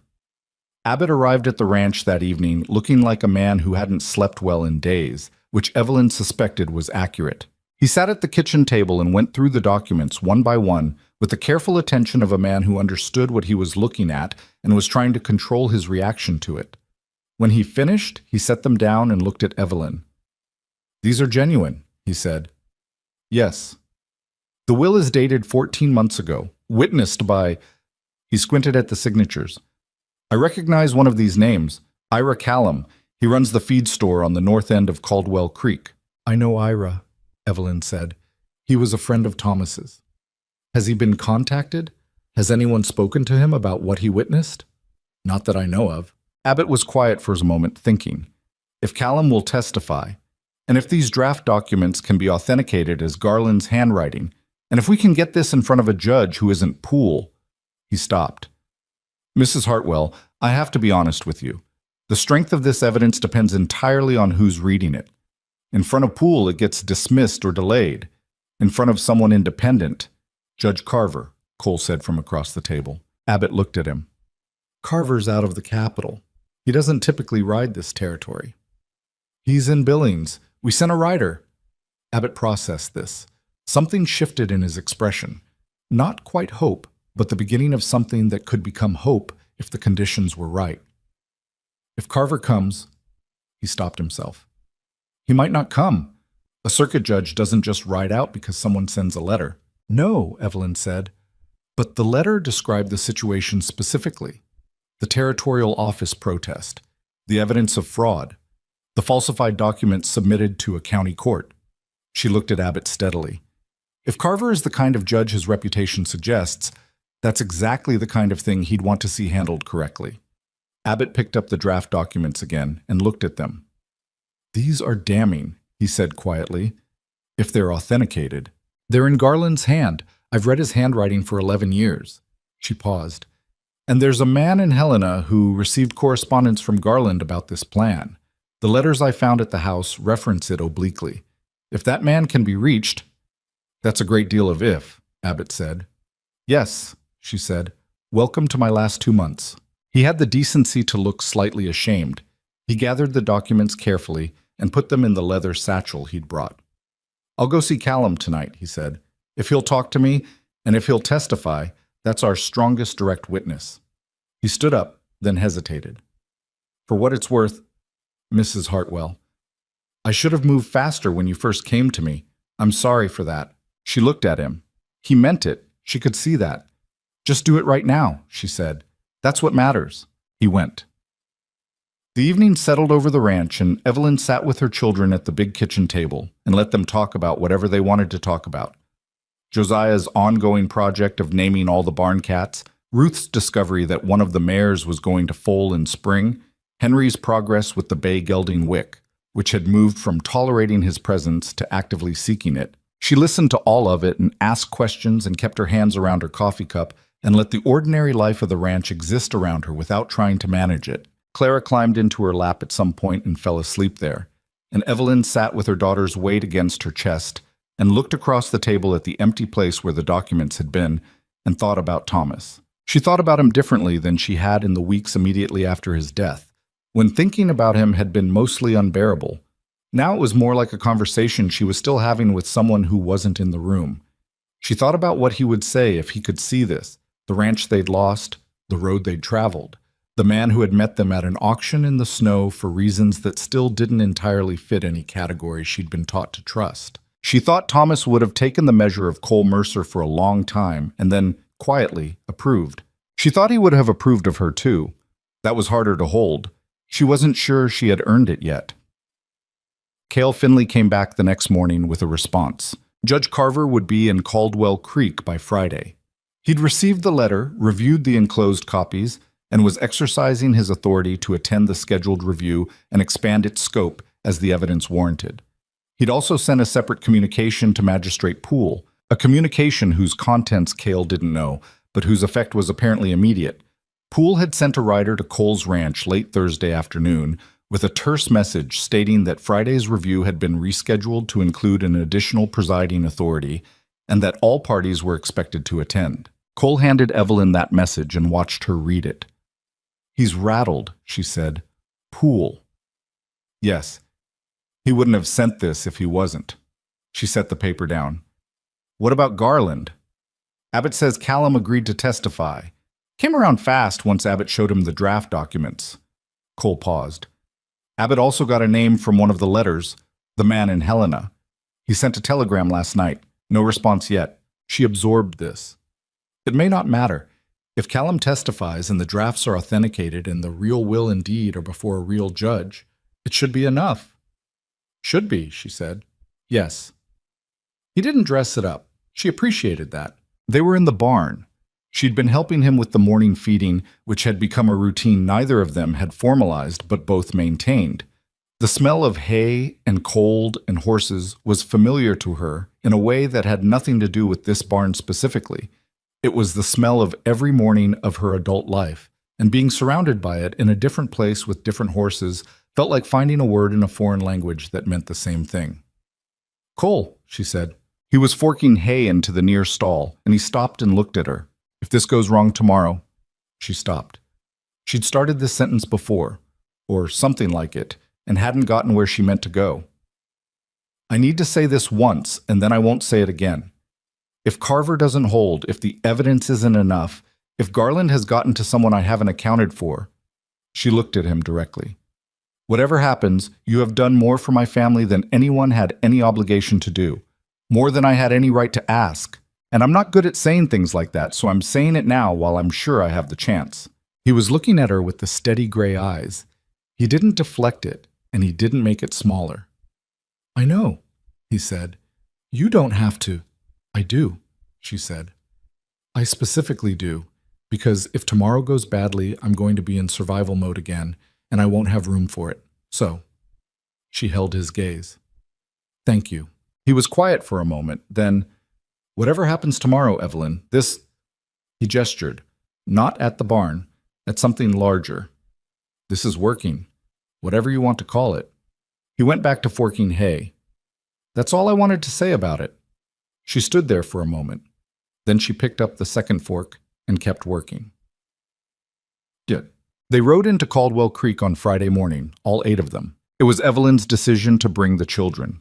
Cole had questioned it, gently, and Abbott had questioned it less gently, and she had listened to both of them and then said, "No, they're coming." She had her reasons, which she didn't fully articulate, but which had something to do with the fact that these children were the central fact of everything. Everything Garland had done, everything she had done. And she was not going to resolve the question of their future while they waited at a ranch 3 hours away. Whatever happened in that courtroom, they would be present for it. Daniel had made no comment. He'd simply gone to the barn and saddled his horse without being asked. The town looked different in the morning light than it had on the day of the auction. It was the same town, same buildings, same street, same cold. But the quality of Evelyn's relationship to it had shifted. She had left Caldwell Creek in a stranger's wagon with her children and her $260 in a kind of stunned desperation, and she was returning with evidence of a crime and a federal circuit judge already inside the county building, and her son riding at her left side with his father's jaw set exactly like his father used to set it. She noticed people watching from the sidewalks. Word traveled fast in a small town, and the word had clearly traveled. Some faces she recognized, some she didn't. Mrs. Copeland, who had let her park the wagon behind the dry goods store, lifted a hand from the doorway of her shop. Evelyn nodded back. Garland was standing outside the county building when they arrived. He was with his lawyer and Briggs, who had a swollen jaw that told Evelyn something about what had happened after she and Cole left the ranch the other night. Garland watched them come down the street, and his face was arranged in the careful neutrality that she now understood was his working expression, the face he wore when he was calculating. He looked at the children. He looked at Cole. He looked at Evelyn. He didn't speak. Neither did she. She dismounted and tied her horse and walked past him into the county building with her children behind her. The hearing room had been rearranged. Poole's usual position at the center had been shifted, and a second chair had been added at the main table. Judge Carver was already seated, a lean man in his late 50s with a carefully trimmed beard and the kind of posture that comes from years of courtroom authority. He had papers in front of him, and he was reading when they came in, and he looked up once, assessed the room with experienced eyes, and went back to reading. Abbott was at a table on the left side of the room. He stood when Evelyn came in, and she read his face quickly. Controlled nerves, but underneath that something that resembled confidence. He gave her a short nod. Ira Callum was sitting in the chairs along the side wall. He was a heavy-set man in his late 60s with thick hands and white eyebrows, and when he saw Evelyn, he stood up and took his hat off, which was the kind of gesture that meant something from a man who had known Thomas Hartwell. She stopped in front of him. "Ira," she said. "Evelyn." He held his hat in both hands. "I should have come forward sooner. I want you to know I didn't know what he'd done, not until Abbott showed me those papers. I knew something felt wrong after the funeral, but He stopped. "I'm sorry." "You're here now," she said.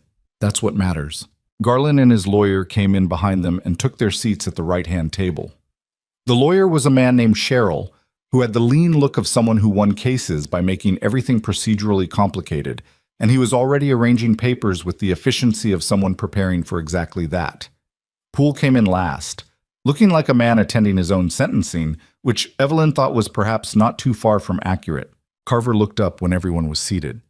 He had a voice that was neither loud nor soft, but that the room arranged itself around automatically. "We're here to review the matter of Hartwell versus Hartwell, concerning the estate of the late Thomas Hartwell and the custody arrangement of his surviving dependents. I've reviewed the original petition and the subsequent documents submitted to this court." He paused and looked over the top of his papers at Poole. "I have some questions about the process by which those original documents were accepted, which we'll address as we go." He set the papers down. "Mr. Sherrill, your client has a claim. Present it." What followed was the part Evelyn had prepared for, but that still required everything she had to sit through. Sherrill presented Garland's position with the methodical confidence of a man who had, until 48 hours ago, believed he was standing on solid ground. The claim was the same claim that had worked on Poole. The estate was in Garland's name. The documents supported it. The widow had no legal standing to contest it. Carver listened without expression and made occasional notes and asked 2 questions. both of which were procedural and both of which caused Cheryl to pause slightly before answering. Then Abbott stood up. He was better than Evelyn had expected. She had hired him based on limited options and had spent the intervening weeks wondering if that had been a mistake. But standing in front of Judge Carver, Abbott found something he hadn't shown her before. He laid out the case clearly, the original deed, the legitimate will, the irregularities in the documents that had been submitted to the court.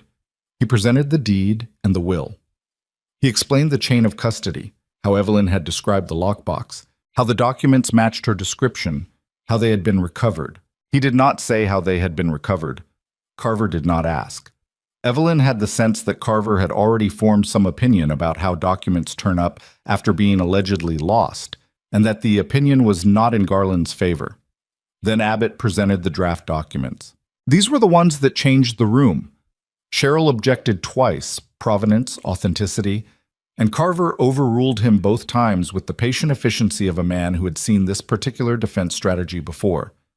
He examined the drafts himself, holding them close and comparing them to the submitted letter with the focused attention of someone who was genuinely reading, not performing reading. "Mr. Sherrill," Carver said, "these documents appear to show the composition of the letter submitted to this court in multiple draft stages. The corrections in the margins are in the same hand as the submitted letter." He set them down. "That submitted letter is ostensibly signed by the deceased.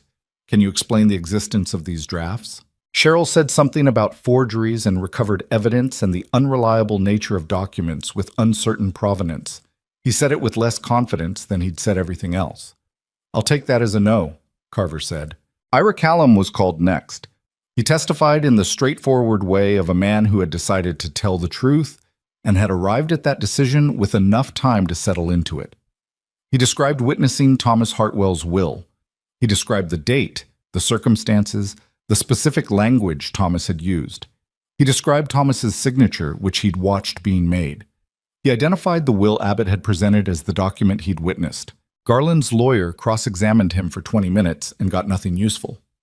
Callum was old and certain and didn't bend. Then Carver called Garland.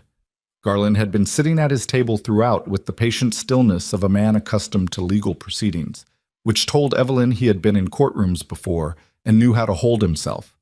He took the stand without visible agitation. Carver questioned him directly and without apparent hostility, which was more unsettling than hostility would have been.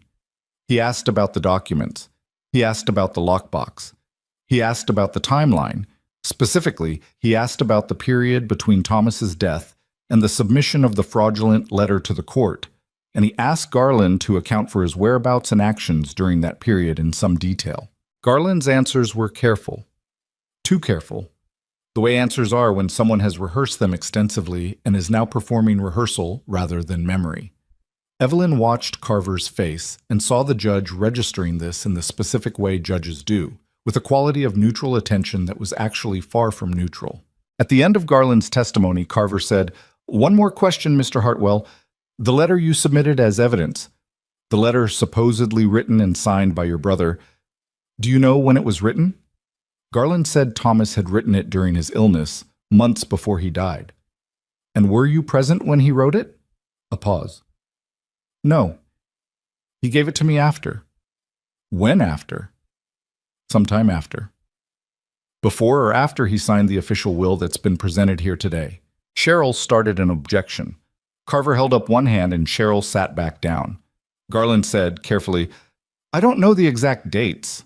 "That's interesting," Carver said, "because the official will presented today is dated 14 months before your brother's death and is witnessed by two individuals, one of whom just testified to its authenticity. The letter you submitted to this court is undated." He looked at Garland. "You submitted an undated document as evidence of your brother's final wishes against a dated, witnessed, properly registered will. Can you help me understand that?" Garland said something about Thomas's verbal instructions, about family discussions, about his understanding of what his brother had wanted. Carver listened to all of it. "Thank you," he said when Garland was done.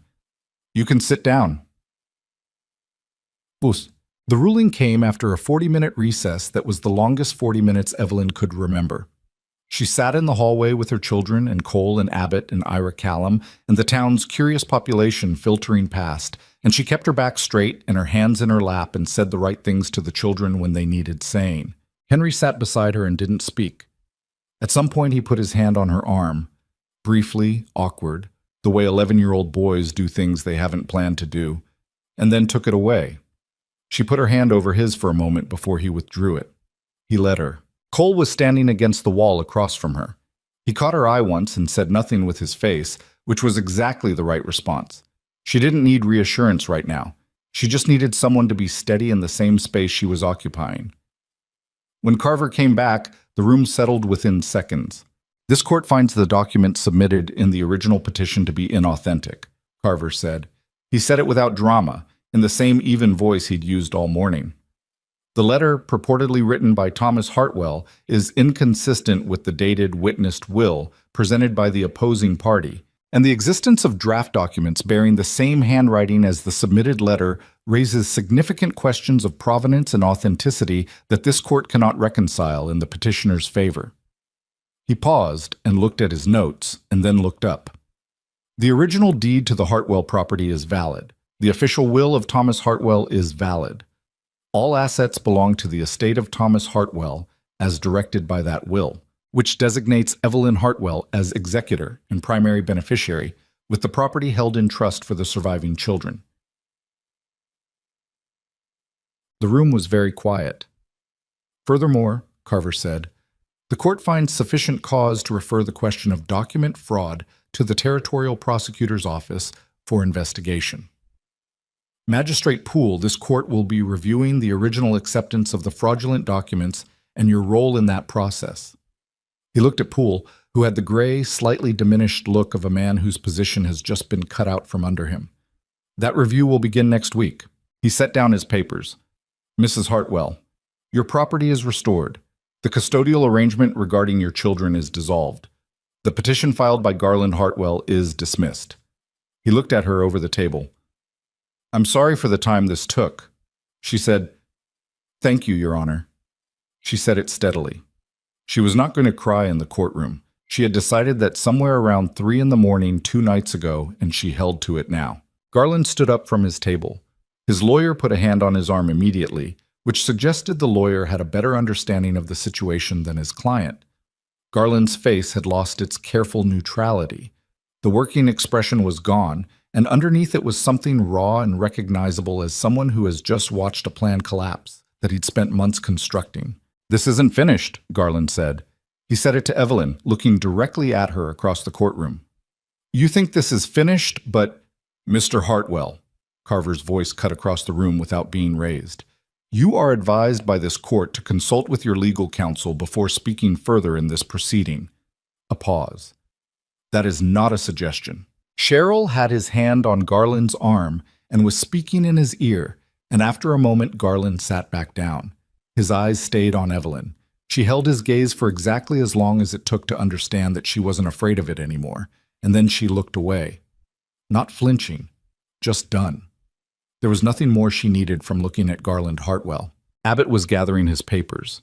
Ira Callum was already on his feet, and when Evelyn turned, she found him beside her with his hat in his hands and his white eyebrows drawn together with something that was either emotion or the effort of controlling emotion. Thomas would have... He started and stopped. He was a good man, he said instead. The best I knew. Yes, she said. He was. The room was breaking apart around them, people moving and talking. Cole was making his way across from the wall where he'd stood for the entire proceeding, moving without urgency through the crowd. Daniel was beside her. She could feel all 6 of her children in the space around her the way you feel weather on your skin, a peripheral awareness that never fully went quiet. Clara tugged her sleeve. Mama, are we going home now? Evelyn looked down at her. Yes, baby, she said. We're going home. She meant Cole's ranch because that was where home was right now, and because Clara didn't need a longer answer than that. But as she said it, she was also thinking about the 240 acres that were legally hers again. The house Thomas had built board by board, the cottonwoods along the north fence. She was thinking about what it would take to go back there, whether she wanted to, what going back would mean against what staying at the Boulder Valley Ranch would mean, And she didn't have the answer to any of that yet. She didn't need the answer today. Cole reached her. He looked at her face, not asking anything, just looking. She was aware that her face was probably telling him more than she intended, because it did that when she was tired enough to stop managing it. "All right?" he said. "Yes," she said. And then, because she owed him honesty, almost, he nodded. He understood the difference. They walked out of the courthouse into the cold Caldwell Creek afternoon. The street was the same street it had always been. The same buildings, the same sky, the same mountains above the valley. The people who had watched the auction were some of them still here, watching again. She could feel it. The difference was that this time she was walking out with everything and not in pieces. And she was doing it on her own terms. And whatever anyone in this town thought about that, she found she had very little room left in her to care about it. Mrs. Copeland was standing outside her shop.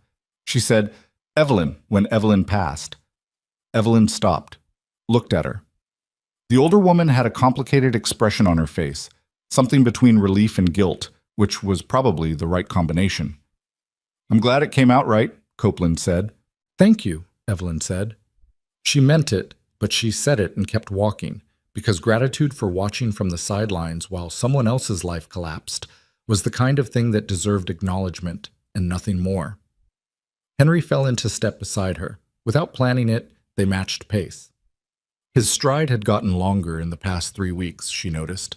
Longer and more deliberate, like someone practicing a walk they'd decided on. "It's over?" he said. "The court part is," she said. He thought about that for a block. "What's left?"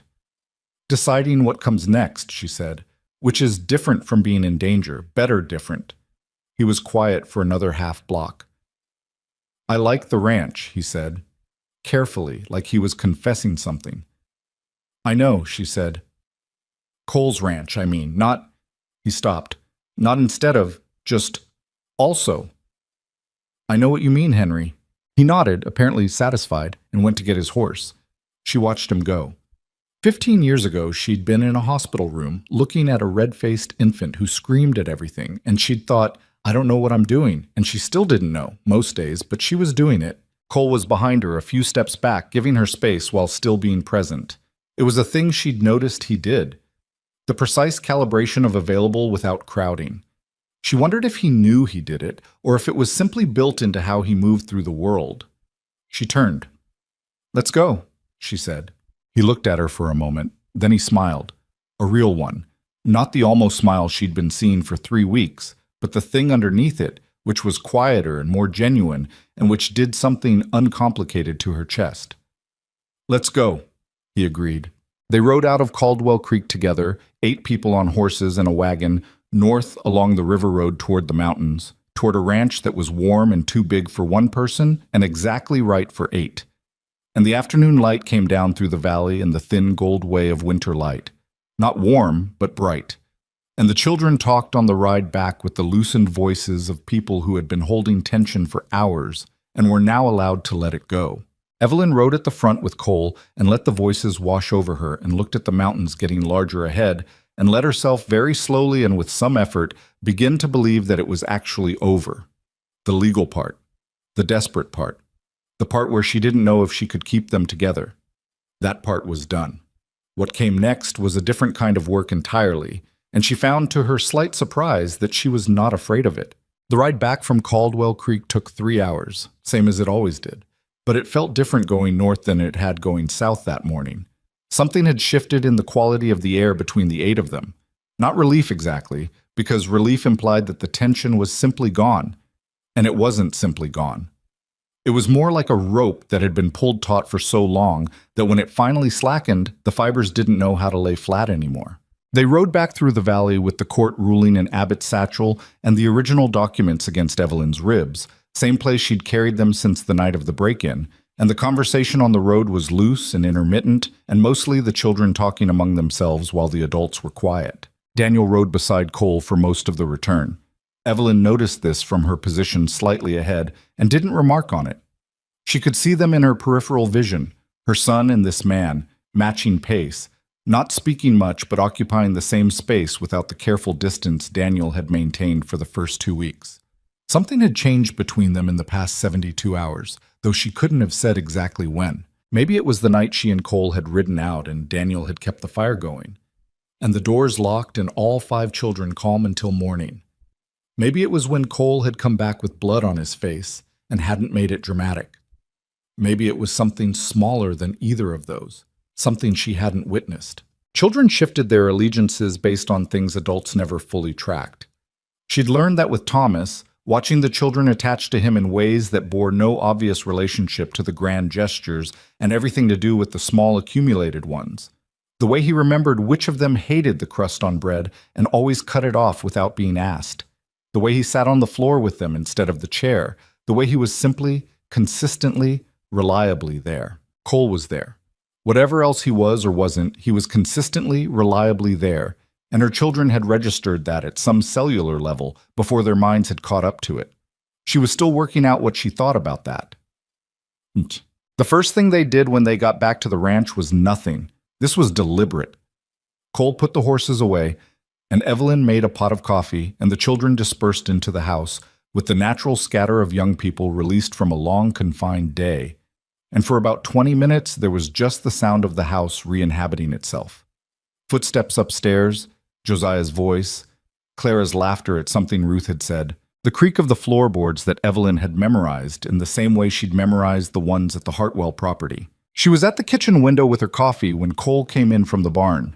He poured himself a cup and leaned against the counter, and they stood in the kitchen in the particular quiet of 2 people who have been through something together and don't need to process it aloud. Outside the window, the afternoon light was doing its winter thing, coming in low and sideways, turning the snow on the mountains from white to something closer to gold, which never lasted more than 30 minutes but was worth looking at every time. "I need to think about the Hartwell property," she said eventually. "I know. The ruling restores it to the estate. That means it's mine to decide what to do with." She turned the cup in her hands. "I could go back." He said nothing to that. Not agreement, not disagreement. He was watching the window. "It's 240 acres, she continued. "Good land. Thomas broke it himself. The house is solid." She paused. "It's where we were." "Yes," he said. "But it's 3 hours from here." She looked at her coffee. "And your land is 310 acres, and it needs more hands than you have, and the children have been here for 3 weeks, and they've—" She stopped. "Henry hasn't stopped talking about that horse." "Wick has a long way to go," Cole said, "but Henry's got patience for it." "He doesn't have patience for anything else." She set her cup down. "I don't know what the right thing is. You don't have to know today." "I know that." She looked at him. "I'm thinking out loud." "I know you are." He turned from the window and looked at her directly. The cut above his eye had scabbed over in the past 2 days, and Margaret had made him keep a bandage on it, which he'd tolerated with the quiet resignation of a man who had learned to pick his battles. "Can I say something?" "Yes." He was quiet for a moment, in the way he got quiet when he was choosing words rather than reaching for them. "You could sell the Hartwell land," he said, "or lease it. There are families around Caldwell Creek who've been looking for property." He paused. "That money, combined with what this ranch produces, you wouldn't be dependent on anything uncertain." She looked at him. "That would mean staying here." "Yes," he said, "it would." The kitchen was very quiet. The house sounds continued around them. Josiah laughed at something. Ruth's voice rose briefly in what might have been a reprimand. The barn cat scratched at the back door and then gave up. The ordinary sounds of a house full of people. "Cole," she said. She said it carefully because she wanted to be careful. "I've been thinking about something you said the night we came back from the ranch, when we were on the road." He waited. "You said home," she said, "about this place. You didn't mean to say it, I don't think. It just came out."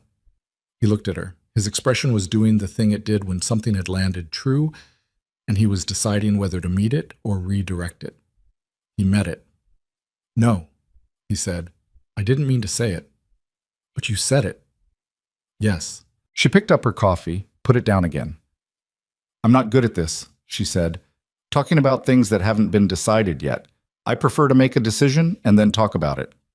I've noticed that about you. I'm working on changing it." She looked at him. "Cole, what do you want?" Not what makes sense, not what the land math works out to. What do you want? A long pause. Outside the window, the golden light on the mountains held for another few seconds and then began to go. This, he said, what we've had these past 3 weeks, all of it, the noise and the feeding 8 people instead of 1, and the kid who can't sleep past 5, and the one who argues with everything, and... He stopped. I've been alone for 8 years, and I'd made my peace with it, or I thought I had. And then I went to that auction and drove a wagon load of strangers up this road, and something... He shook his head slightly. I don't have better language for it than that. She was quiet for a moment. My husband died 4 months ago, she said. I want to be honest about that. I know. I'm not going to pretend I'm not still. She pressed her lips together. Thomas was a good man, one of the best I've known, and what I felt for him doesn't just stop because he's gone. That's not how it works. No, Cole said. I know that better than most. She thought of his wife, his 2 sons, 8 years of a large table set for one. I'm not asking you to stop, he said. I wouldn't want you to.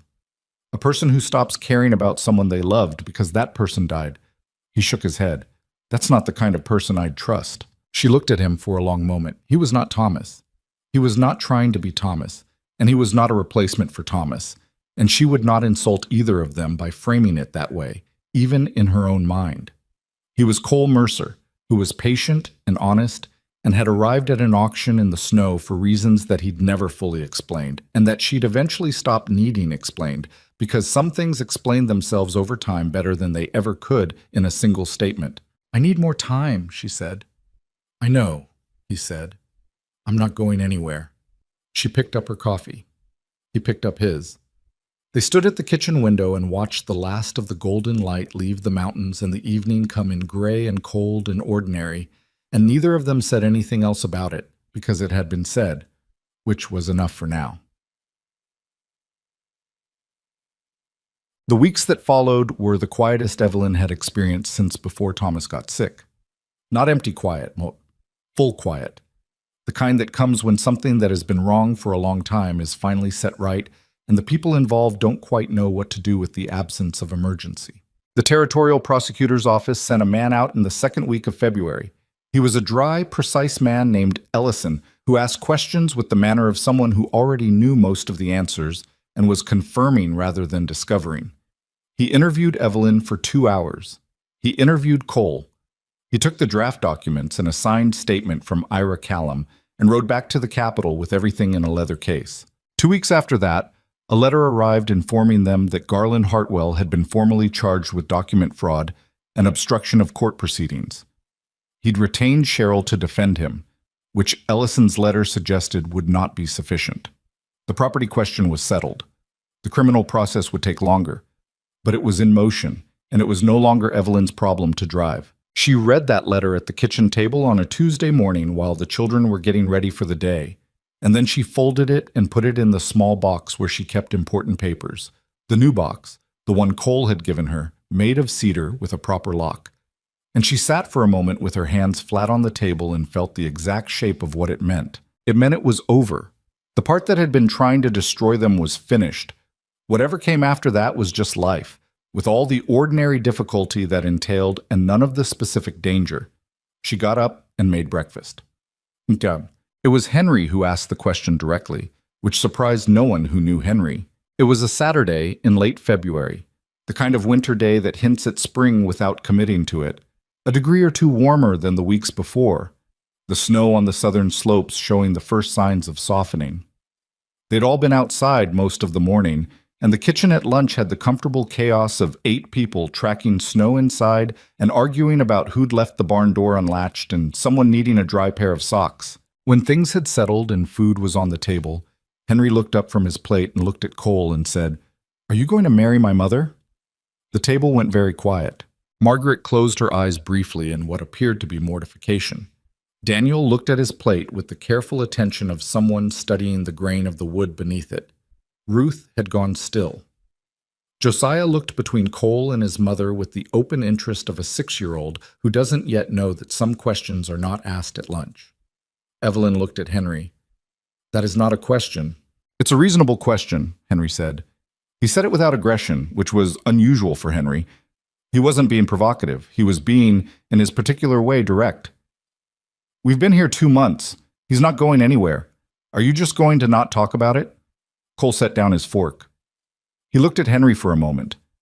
It's a reasonable question, he agreed. Henry looked at him.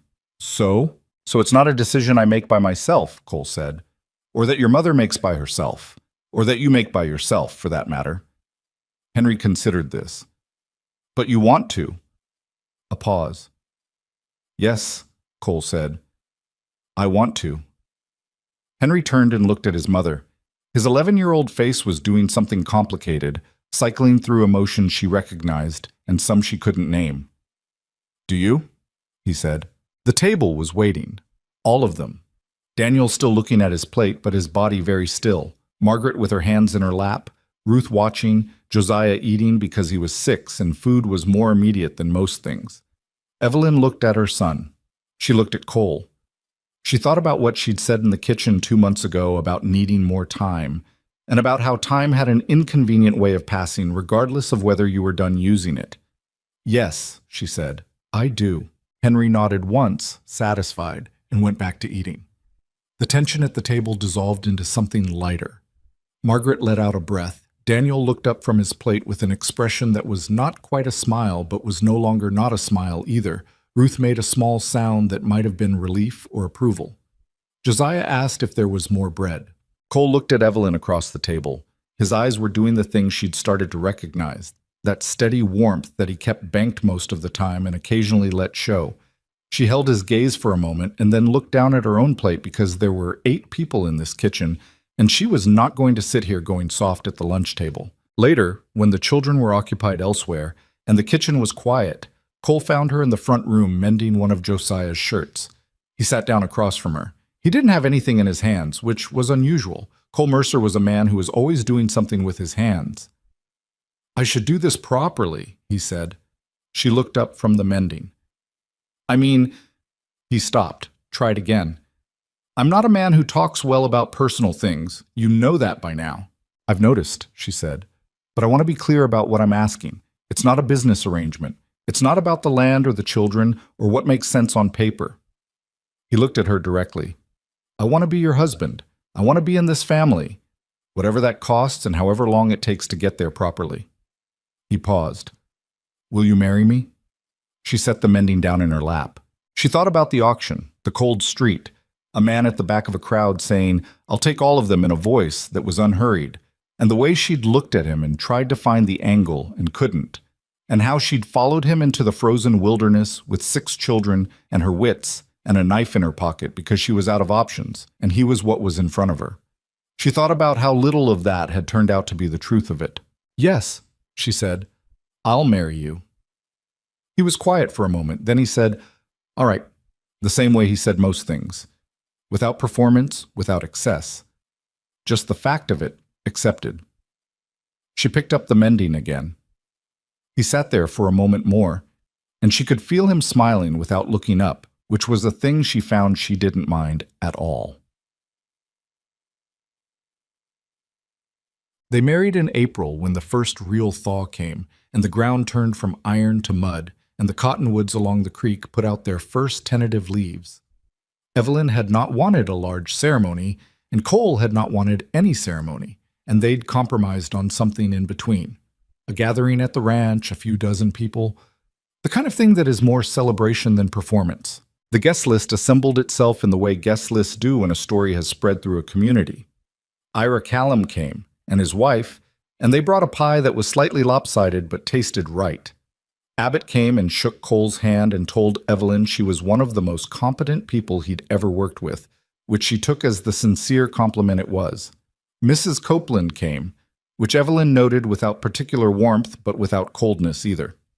Some people from the Boulder Valley, neighbors of Cole's who had been watching from a respectful distance for months, came with food and handshakes and the straightforward goodwill of people who were glad the man they'd known to be lonely for 8 years had apparently stopped being so.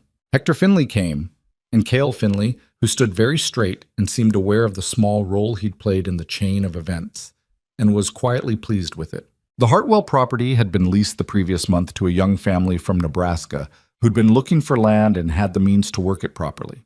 The money from the lease went into a joint account that Evelyn and Cole had established at the bank in Caldwell Creek, and Evelyn had sat across from the bank clerk and signed her name on the account, and felt something clarify in her chest.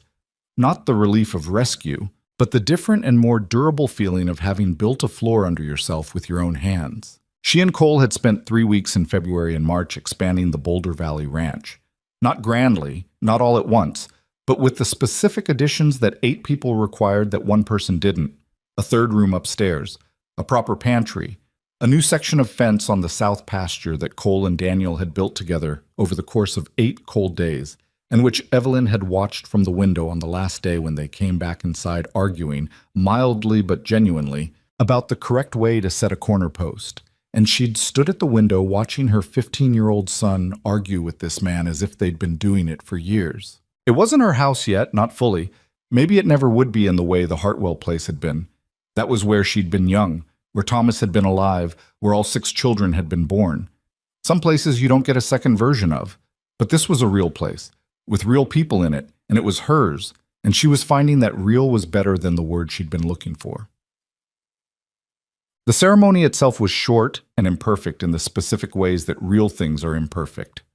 Clara cried, not from sadness, but from the excitement of being dressed up, and the crying was contagious in the way 4-year-old crying always is. And for about 3 minutes in the middle of the proceedings, the front room was a minor chaos that neither Evelyn nor Cole had accounted for.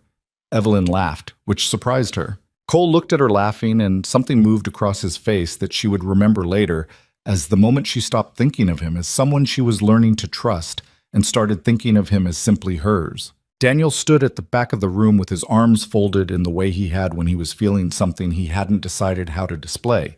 And Evelyn caught his eye once during the ceremony, and he gave her a nod that contained a large amount of things she didn't need him to say out loud. He was going to be all right. She had known it for a while, but the nod confirmed it. Henry stood next to Daniel. He didn't fold his arms. He watched the whole thing with that direct attention he gave to things he'd decided mattered, and he cried once, briefly, which he would deny for years afterward, and which she would never contradict him about. Some dignities deserved protecting.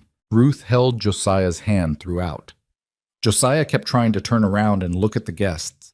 Margaret stood closest to Evelyn, slightly behind her right shoulder, the way she'd stood for months, present and available without being intrusive.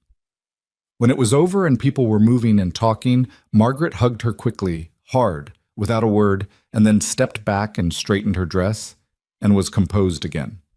Which was so perfectly Margaret that Evelyn had to look away. Cole's hand in hers was warm and calloused and certain, which seemed like the right combination. That summer was the first summer in years that Evelyn worked without fear underneath the work. There was still hard work. There was always hard work on a ranch, the kind that started before light and didn't finish until after dark, and didn't pause for weather or feeling or anything else. The Boulder Valley land needed what all frontier land needed: constant tending, constant attention, the kind of physical labor that doesn't ask you how you feel about it. She didn't mind. She had never minded the work itself. What she'd minded was doing it while holding dread in her chest like a second occupation. The dread was gone. What replaced it wasn't ease, exactly. Life at 34 with 6 children and a new husband and 310 acres was not something anyone could reasonably call easy. But it was solid. It had a foundation under it that she'd helped build and could see and touch and trust, and that was a different category entirely. Cole was a better partner than she had calculated. She'd calculated for decent, honest and hardworking and reliable, because those were the things that mattered, and she'd been right to weight them heavily. What she hadn't fully calculated for was the way he paid attention to things without announcing that he was paying attention, the way he rearranged his schedule around hers without either of them discussing it, so that they were rarely both away from the house at the same time. The way he noticed when she was tired before she acknowledged it herself and didn't say anything about it, but happened to take over whatever she was doing. He wasn't showy about it. He was just competent in the way that people who have been taking care of themselves for a long time are competent, and that competence extended now to the family around him. He was not Thomas. She had known that, and she continued to know it, and it continued to be not the simple thing she'd once thought it was. Loving a second person didn't diminish the first one. It turned out you didn't have a fixed amount of it that got divided. You had something more like a capacity that grew in response to what it was asked to hold. She had not known that before this year. She thought she might spend the rest of her life working out all the things this year had taught her that she hadn't known she needed to learn. In the autumn, when the aspens on the mountain above the ranch went, the color they always went in October, that particular orange that didn't look like any other orange, too bright for comfort, Evelyn sat on the porch in the evening with a cup of coffee going cold in her hands and looked at the mountains and thought about the auction. It had been almost a year since the street in Caldwell Creek, the cold and the crowd and Garland's careful face, the moment she'd understood that everything was going to be taken from them and there was nothing she could do about it. A year since a stranger's voice from the back of a crowd had changed the shape of the next 12 months. She thought about what that woman on the street had been carrying. The $260 sewn into her coat, the 6 children pressed against her, the precise, managed terror of someone who has identified that she cannot afford to be seen to be terrified. She didn't feel contempt for that woman. She felt something more complicated, a kind of tenderness almost. That woman had been doing the only thing available to her, which was holding herself together through main force while she waited for the next step to appear. There was no wisdom in it and no strategy. There was just endurance, which is not a plan, but is sometimes the thing that gets you to the place where a plan becomes possible. She thought about the things she'd learned this year that she couldn't have been told, that desperation doesn't have to be the end of the story, that the stranger in the back of the crowd is sometimes exactly what they appear to be. The children are more resilient than their parents fear and more perceptive than their parents know, and that they will tell you what they need if you create the conditions for them to say it. Henry, at the lunch table, asking the direct question no one else had asked, and the way the room had shifted after. She thought about what it meant to belong somewhere. She'd thought she knew. She'd belonged to the Hartwell land for 18 years and had believed that belonging was located in a place, a specific set of acres with specific cottonwoods along the north fence, and a specific house with a warped floor and her children's names carved into the doorframe where Thomas had marked their heights every birthday. She'd believed that when she lost the land, she lost the belonging. She'd been wrong about where belonging lives, or not wrong exactly. It had lived there. It did live in places and things and history, but it also lived in people, and in what people built between themselves when the circumstances were right or wrong enough to make them build it, and in the way a family you hadn't planned on became the family you couldn't imagine not having. The door behind her opened. Cole came out with his own cup and sat down in the other chair on the porch. He looked at the aspens. She looked at the aspens. "It's a good color this year," he said. "It's a good color every year," she said. "More than usual." She looked at the mountains. He was right. The orange was particularly sharp this year, set against the blue of the sky in a way that seemed almost aggressive. "Yes," she said, "more than usual." They sat in the evening for a while without talking.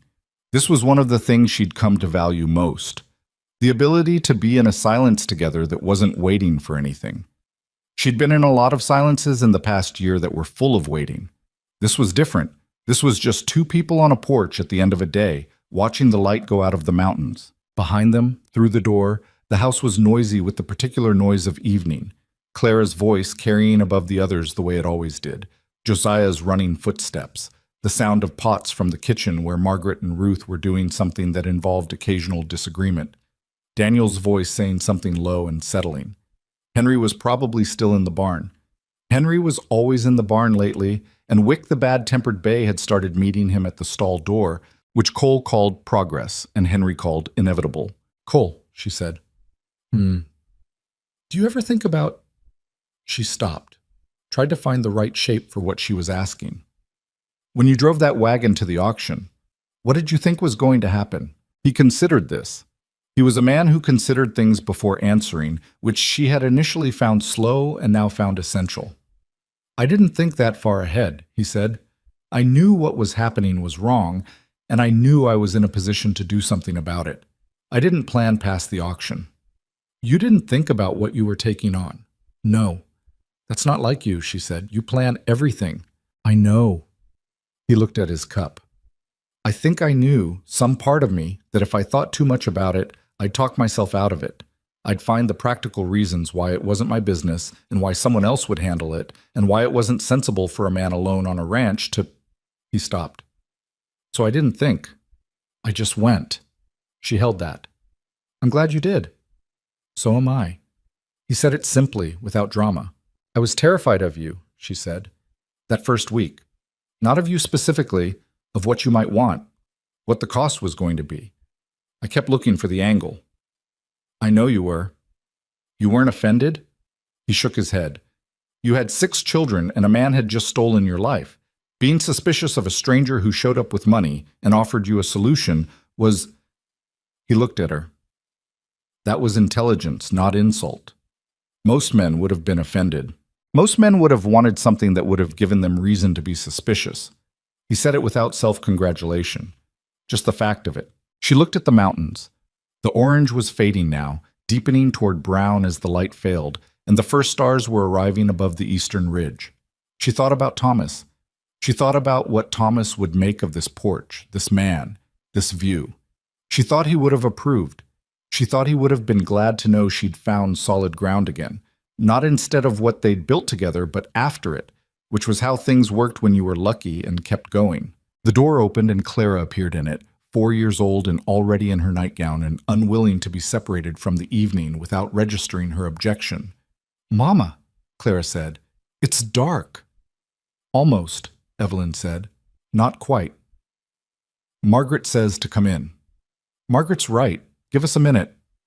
Clara considered whether this was acceptable. She looked at Cole. Your coffee's cold, she said, which was accurate, and then she went back inside. Cole looked at Evelyn, the not-quite smile. We should go in, she said. We should, he agreed, and neither of them moved for another moment. She sat on that porch and looked at the last light on the mountains and thought about the things you only understand after you've been through them. That the worst period of your life is not necessarily a wrong turn. That people appear in the places you'd never have chosen to be. That belonging isn't something you have until it's something you build. And that building it requires exactly the things you spend your whole life hoping you won't need. Loss and endurance and the willingness to follow a stranger's wagon into the snow when every careful instinct says otherwise. She didn't know what the next year would bring. She knew the ranch needed a new water line run to the south pasture.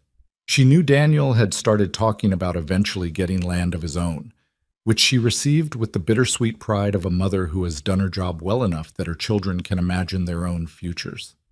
She knew Henry and Wick were going to be a matched pair by spring, which would make Henry insufferable on the subject, and she would love every minute of it. She knew Josiah had started asking Cole about the cattle with the specific kind of focused interest that looked, the more she watched it, like someone who would one day want to know everything about how a ranch ran and why.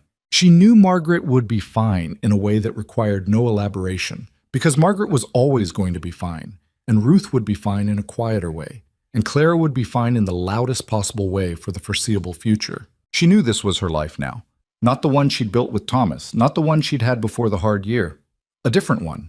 A new one, with new people and new land and a husband who had come from outside any plan she'd made and had turned out to be exactly what none of them had known they needed. She had not survived the winter by being rescued.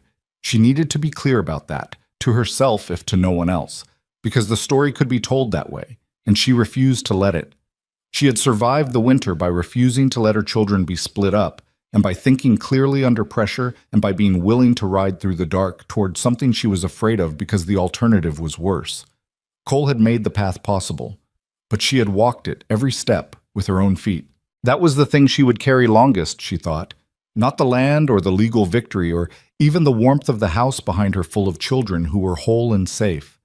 It was the knowledge of what she was capable of when the circumstances demanded it, and the understanding that that knowledge couldn't be taken from her the way land could be taken or papers could be forged. It lived in her. She'd earned it in a specific hard way, and it was hers. The last light left the mountains. The stars were out in earnest now, the same hard, brilliant winter stars she'd watched from a wagon seat a year ago, going north toward an unknown ranch with 6 frightened children and a stranger holding the reins. She was still going north. She would always be going north, in the direction of whatever came next, because that was what you did when you were still alive and the road was still in front of you. She got up from the chair. Cole got up beside her. They went inside to the noise and the warmth and the children, and behind them the door closed against the night, and the fire was going in the hearth, and the house was full. That was enough. That was more than enough. That was everything.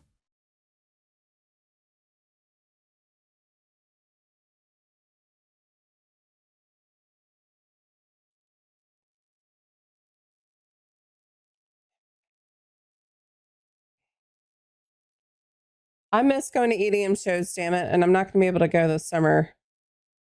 I was supposed to go with a bunch of friends to one at the Gorge, but whatever. Maybe someday I can. Maybe I'll jump out of a plane eventually too with one of my friends as well. We were going to go do that some point this summer.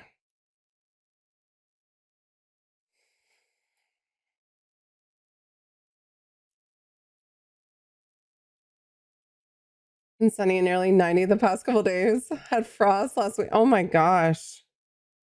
Your weather doesn't know what the fuck to do, man. It's like, yeah, it's snowy one week and then it's sunny the next. I bet your plants are hella confused too.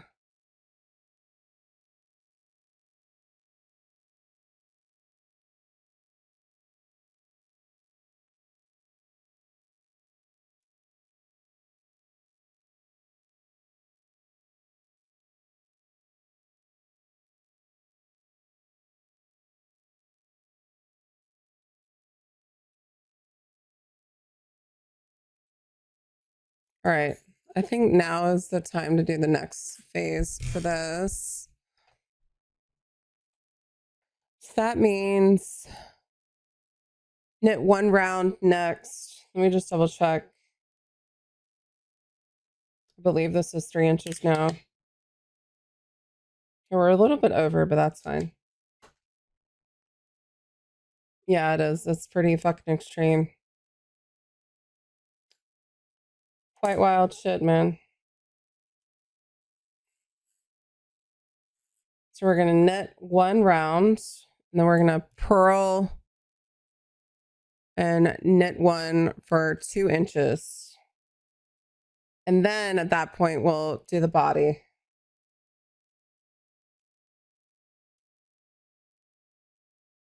We're not there yet, Joe. We got a little bit more. We got 2 more inches more. Apex stream probably. I was thinking on Saturday, maybe. I was thinking on Saturday, maybe. But let me check. Let me check my schedule. I think there was something I had going on with my FC, my 14 like guild, you could say.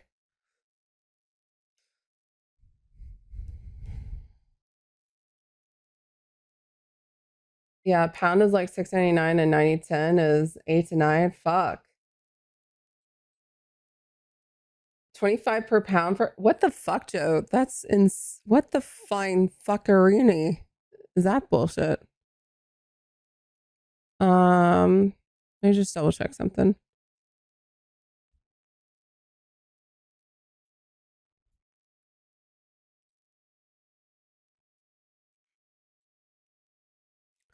Oh, they're doing Blue Mage shit this weekend. Nah, I'm not gonna be doing that.